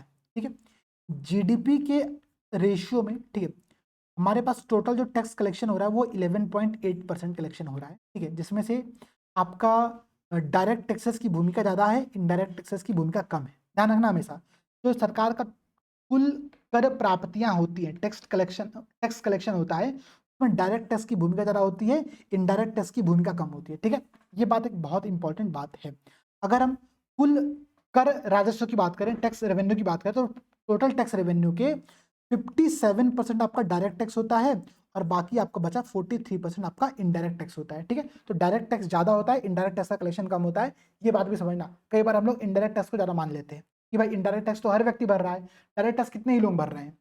डायरेक्ट टैक्स तो भारत में बहुत कम बेस है ना डायरेक्ट टैक्स भरने वाले लोगों का। ठीक है, आईटीआर भी बहुत कम लोग फाइल करते हैं, लेकिन कंफ्यूज मत हो ना, डायरेक्ट टैक्स ज्यादा कलेक्ट होता है इनडायरेक्ट टैक्स के कंपेरिजन में। ये एक बहुत इंपॉर्टेंट पॉइंट आप लोगों को याद करना है। ठीक है, अब देखो यहाँ पर कुछ कुछ बातें और समझनी पड़ेगी हम लोग को, जैसे कि हाल ही में सरकार ने यहाँ पर क्या किया, सरकार ने स्टार्टअप इकोसिस्टम को बूस्ट करने के उद्देश्य, ठीक है, सरकार ने स्टार्टअप इकोसिस्टम को बूस्ट करने के उद्देश्य एंजल टैक्स को समाप्त कर दिया है। अब आपके मन में प्रश्न होगा, सर एंजल टैक्स होता क्या है? मुझे उम्मीद है निशांत साहब ने करंट अफेयर क्लास में पढ़ाया भी होगा आप लोगों को, बट मैं फिर भी बताता हूँ आप लोगों को, ध्यान समझिएगा। देखो एंजल टैक्स का बहुत सिंपल मैं आपको एक्सप्लेनेशन देता हूँ। मैं दिखा तो बस यहाँ पर लिखा कहाँ है, मुझे पॉइंट नहीं मिला यहाँ पर, कहाँ में लिखा है, देखो ये रहा। ठीक है, देखो स्टार्टअप इकोसिस्टम को बढ़ावा देने के लिए सभी वर्गों के निवेशकों को एंजल टैक्स को समाप्त कर दिया गया। अब एंजल टैक्स समझना होता क्या है, जैसे मानो मैंने एक स्टार्टअप स्टार्ट किया। ठीक है, मानो मेरा कोई स्टार्टअप है, उसका नाम है ABC। ठीक है, ये मेरी कंपनी है। अब इस कंपनी में मुझे कुछ इन्वेस्टमेंट की आवश्यकता पड़ेगी।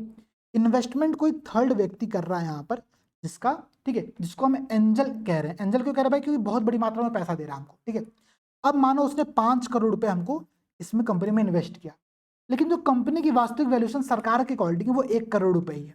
तो सरकार यहाँ पर ये कहती है कि भाई आपकी वैल्यूएशन से अतिरिक्त जो पैसा आपको मिला है वो आपकी इनकम मानी जाएगी, और इस इनकम के ऊपर हम क्या करेंगे? एंजल टैक्स लगाएंगे। इस इनकम के ऊपर हम क्या करेंगे? एंजल टैक्स लगाएंगे। ध्यान समझना। लेकिन सबसे बड़ा प्रश्न है कि जो भी स्टार्टअप स्टार्ट होते हैं, या देखो स्टार्टअप एक एक आइडिया होता है, एक इनोवेटिव कॉन्सेप्ट होता है, तो उसकी वैल्यूएशन क्या है ना, उसको सही प्रकार से कैलकुलेट कर पाना इम्पॉसिबल टास्क है। भाई अगर कोई कंपनी, अगर हम पीछे से स्टार्ट कर रहे हैं, तो उसकी वैल्यूएशन वास्तव में क्या है वो आज पता नहीं चलेगी, आज से 1 साल बाद पता चलेगी, जब बाकी सारी कंपनियों को हम एक अच्छे खासे कंपीट करके आगे बढ़ चुके होंगे। ठीक है, तो ये होता है आइडिया। तो इसी वजह से इससे क्या हो रहा था कि स्टार्टअप इकोसिस्टम बहुत बुरी तरीके से प्रभावित हो रहा था एंजल टैक्स की वजह से। तो सरकार ने इस बजट में क्या किया कि एंजल टैक्स को पूरी तरीके से समाप्त कर दिया है। ठीक है, तो ये बात आ रहा है ना कि एंजल टैक्स होता क्या है, और एंजल टैक्स को समाप्त अभी कर दिया गया है। ठीक है, कितनी बातें क्लियर रहेंगी? अब समझो भाई, तो सरकार ने क्या किया इस बार की long term gain tax, short term gain tax दोनों में इंक्रीज किया है चीजों को लेकर के। ठीक है, बस अब याद कर लो, कुछ ज़्यादा पढ़ना नहीं है। देखो शॉर्ट टर्म गेन टैक्स पहले 15% था, उसको 20% कर दिया गया है। लॉन्ग टर्म गेन टैक्स पहले 10% था, उसको बढ़ा करके 12.5% कर दिया गया। ठीक है, याद बिल्कुल नहीं करना, मैं फिर से बता रहा हूँ, बट समझ लो बात इस चीज को। ठीक है, अब देख ध्यान देना, आगे समझना। यहाँ पर मैं कुछ बात और समझाता हूँ। ये वाला पोर्शन बहुत इंपॉर्टेंट पोर्शन है, ठीक है, इससे प्रश्न बन करके आता ही आता है, ठीक है। देखो क्या है, रुपए आता कहाँ से, रुपए जाता कहाँ पर है। तो ये जो आप ग्राफ देख रहे हो, जो आप चार्ट देख रहे हो, चार्ट बहुत इंपॉर्टेंट, ध्यान समझिएगा आप लोग कि अगर सरकार 1 रुपए पाती है, ठीक है, 1 रुपए छोड़ो, मैं 100 रुपए कॉन्सेप्ट समझाता हूँ आप लोगों को, ठीक है। सरकार अगर 100 रुपए पाती है तो 100 रुपए में सबसे ज्यादा जो भूमिका होती है सरकार के पास आने की, रिसिप्ट की, ठीक है, वो होती है उधार और अन्य देता है। मतलब सबसे अधिक सरकार जो पैसा प्राप्त करती है वो सरकार लोन लेकर प्राप्त करती है, मतलब भीख मांग के प्राप्त करती है, ठीक है, ध्यान समझिएगा। सरकार क्या कर रही है, लोन लेकर के 27 रुपए प्राप्त कर रही है, ठीक है। तो सरकार की लोन की भूमिका ज्यादा हो गई। इसके बाद जो भूमिका आप लोगों की होती है वो होती है इनकम टैक्स की, ठीक है। मैंने पहले ही कहा कि भाई जो डायरेक्ट टैक्स होता है वो इनडायरेक्ट टैक्स से ज्यादा होता है, ठीक है। तो इनकम टैक्स की भूमिका यहाँ पर होती है। फिर आप लोगों का आता है जीएसटी, और फिर आप लोगों का आता है थर्ड नंबर पर, यहाँ पर ध्यान दीजिएगा, सॉरी, हाँ, थर्ड नंबर पर जीएसटी आता है, फोर्थ नंबर पर आप लोगों को यहाँ पर आता है कॉर्पोरेट टैक्स या फिर निगम कर, ठीक है। ध्यान दो, आप लोग देख भी लो भाई, ये आप लोगों को उधार देता है 27% है, सर आप लोगों का इनकम टैक्स है 19%, जीएसटी 18% और कॉर्पोरेट टैक्स है 17%। तो आप लोग को यहाँ पर ये परसेंटेज नहीं याद करना है, आप लोगों को क्रम याद करना है। सबसे अधिक भूमिका सरकार के प्राप्ति में लोन की होती है, सेकंड नंबर पर इनडायरेक्ट टैक्स की होती है, थर्ड नंबर पर जीएसटी की होती है और फोर्थ नंबर पर कॉर्पोरेट टैक्स या फिर निगम कर की होती है, ठीक है। कॉर्पोरेट टैक्स जैसे मानो हम जो कर पे करते हैं, कंपनी के तौर पर जो कर पे करते हैं, उस टैक्स की भूमिका होती है, ठीक है। तो ये करों का जो क्रम है ना, जो रिसिप्ट का जो क्रम है, वो क्रम याद रखिएगा आप लोग, ठीक है। अब समझो भाई, सरकार पैसा खर्चा कहाँ पर करती है। सरकार ने सबसे अधिक पाया कहाँ से था, लोन से पाया था, ठीक है। सरकार ने कहीं से उधार लिया था, कहीं से अन्य देयताएं प्राप्त की थी। तो सरकार जो खर्चा करती है ना सबसे अधिक, ठीक है, सबसे पहला खर्चा तो सरकार करती है भाई राज्यों को देती है। भाई राज्यों को अगर सरकार पैसा ना दे, राज्य खर्चा कहाँ से करेगी। तो सरकार को जो भी टैक्स कलेक्शन होता है, जो भी सरकार पास रिसिप्ट प्राप्त होती है, उसका करीब 21% राज्यों को दे देती है, ठीक है, उसका 21% राज्यों को दे देती है, ठीक है। इसके बाद जो सेकंड नंबर पर आता हुआ था ब्याज भुगतान, सरकार ने जो लोन लिया था उसका ब्याज देने में सरकार 19% पैसा दे रही है अपना, ठीक है। 27% प्राप्त कर रही है, 19% दे रही है। फायदा कितना हो भगवान जाने, ठीक है। तो ये बात समझिएगा। तो सबसे अधिक राज्यों को दिलाता है पैसा, फिर ब्याज भुगतान में आता है, और उसके बाद जो आप लोगों की थर्ड भूमिका होती है वो होती है जो सेंट्रली सेक्टर्ड की स्कीम होती है जितनी भी, ठीक है, सेंट्रली सेक्टर्ड की जितनी भी स्कीम होती है उनकी भूमिका यहाँ पर आप लोगों की आती है। तो ये याद रखना है, ठीक है, ये आप लोगों को यहाँ पर याद रखना है, ठीक है। तो ये आप लोगों का कुछ क्रम है, ये क्रम बहुत इंपॉर्टेंट था, इसलिए मैंने आप लोगों को बहुत स्पेसिफिक तौर पर बता दिया। तो ध्यान रखना, पैसा आ कहाँ से रहा था, उधार ले रही थी, फिर इनकम टैक्स था, फिर जीएसटी था, फिर कॉर्पोरेट टैक्स था। जहाँ कहाँ पर रहा है, सबसे अधिक राज्यों के पास जा रहा है, फिर ब्याज भुगतान में जा रहा है, और फिर आप लोगों का केंद्रीय क्षेत्र की जो सेंट्रली सेक्टर्ड स्कीम है उन पर जा रहा है, ठीक है। इतनी बातें क्लियर हो गई। बाकी सारे पॉइंट मैंने डिस्कस कर दिए हैं, मैंने आप लोगों को आर्टिकल्स भी समझा दिया था। देख लो भाई, 112 में आप लोगों का वार्षिक वित्तीय विवरण एनुअल फाइनेंशियल स्टेटमेंट इस टर्म का प्रयोग किया गया है। आर्टिकल 112 से 117 के मध्य में आप लोगों को क्या है, 117 तक आप लोगों का बजट के संबंध में कुछ प्रावधान दिया गया है, इतनी बातें समझना। इसके बाद कुछ आर्टिकल्स और याद कर लो, जैसे कि आर्टिकल 265 क्या कहता है कि सरकार, ये सब पॉलिटी में प्रश्न बनता है, यूपीपीसीएस में हर बार बनता है प्रश्न, सरकार कानून के प्राधिकार के बिना कोई भी कर नहीं लगाएगी। ये कौन सा आर्टिकल है, आर्टिकल 265 है। आर्टिकल 266 क्या है, 266 भाई सरकार का जो कंसोलिडेटेड फंड है, जो संचित निधि है वो है। 267 क्या है, तो कंटिजेंसी फंड, आकस्मिक निधि जो होती है वो 267 में आती है, ठीक है। इतनी बातें ध्यान रखो। आर्टिकल 275 संघ से कुछ राज्यों को जो अनुदान जाता है उसकी बात हम आर्टिकल 275 में करते हैं। और आर्टिकल 280 आप लोगों का फाइनेंस कमीशन है, ठीक है, फाइनेंस कमीशन है, वित्त आयोग है। तो ये बेसिक स्टैटिक पोर्शन हो गया कि संविधान में कौन कौन से आर्टिकल इस पूरे टॉपिक से दिए गए हैं। इस पूरे बजट में हमने पढ़ा क्या, मैं एक बार आप लोगों को रिवाइज करा दे रहा हूँ, ध्यान समझिएगा।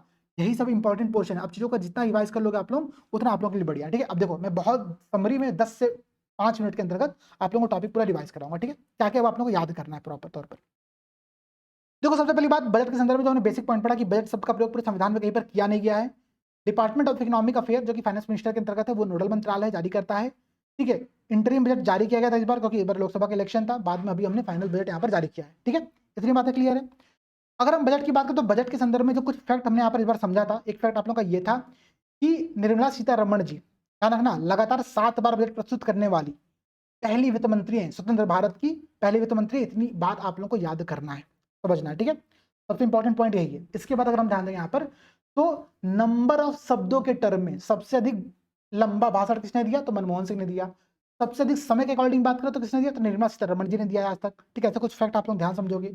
भाई पहले वित्त मंत्री कौन थे, अर्थात भारत के पहले वित्त मंत्री कौन थे, हमने सब डिस्कस कर लिया, सारे पॉइंट्स हमने समझ लिया था, ठीक है। अब समझना प्राप्तियां और रिसिप्ट, सरकार का टोटल बजट कितने का है, सरकार का टोटल बजट यहाँ पर आप लोगों का है कितने का, 40, भाई मैंने कुछ तो बताया था ना यहाँ पर आप लोगों को जोड़ लीजिए 31.3 और 16.9, इसको आप लोग जोड़ लो तो ये जो टोटल सरकार का बजट है, ये टोटल बजट इस बार का सरकार का है, ठीक है। इसमें रिसिप्ट कितनी है, एक्सपेंडिचर कितना है, सारी बातें यहाँ पर दिया हुआ है। रेवेन्यू रिसिप्ट कितना है, कैपिटल एक्सपेंडिचर कितना है, इसका ट्रेंड कैसे, मैंने आप लोगों को ऑलरेडी सबको ट्रेंड यहाँ पर समझा दिया, ठीक है। डेफिसिट 4 प्रकार की होती है, 4 प्रकार डेफिसिट को मैंने बहुत ही क्लियर वे में समझा कि डेफिसिट होता क्या क्या है, और फिर डेफिसिट का रेशियो क्या है हमारे पास अभी चल रहा है कि फिजिकल डेफिसिट 4.9% है, रेवेन्यू डेफिसिट 1.8% है। यही दोनों हम लोग को आंकड़े याद करने, लेकिन ट्रेंड हमको सबको याद रखना है कि सारे डेफिसिट में गिरावट देखने को मिली, मतलब अपने लिए अच्छी बात है, हमारी इकोनॉमी अच्छी जा रही है, इस बात को ये प्रूव कर रहा है, ठीक है। अब समझिएगा, सरकार 4 कास्ट पर विशेष ध्यान दे रही है, अन्नदाता, महिलाएं, गरीब, युवा।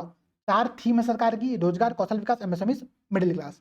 सरकार की 9 प्रायोरिटीज है, 9 प्रायोरिटीज में सरकार की अलग अलग जो स्कीम्स है वो सारे स्कीम्स हमने यहाँ पर ऑलरेडी डिस्कस कर लिया है। जैसे कि एग्रीकल्चर के अंतर्गत हमने 109 जो नई क्लाइमेट रेजिलिएंट जो वेराइटीज सीड्स डेवलप किया गया, उसके अंदर हमने देखा कि CR416 ये किस फसल के लिए है, तो धान के लिए है।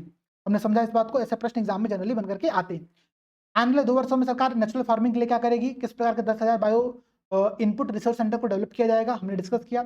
इसके अलावा अगर आप यहाँ पर ध्यान दोगे तो हमने इस पूरे अंतर्गत एग्रीकल्चर के अंतर्गत डिजिटल पब्लिक इंफ्रास्ट्रक्चर DPI, इस पर सरकार जो प्रयास करे उसको भी हमने समझा हुआ है यहाँ पर, ठीक है।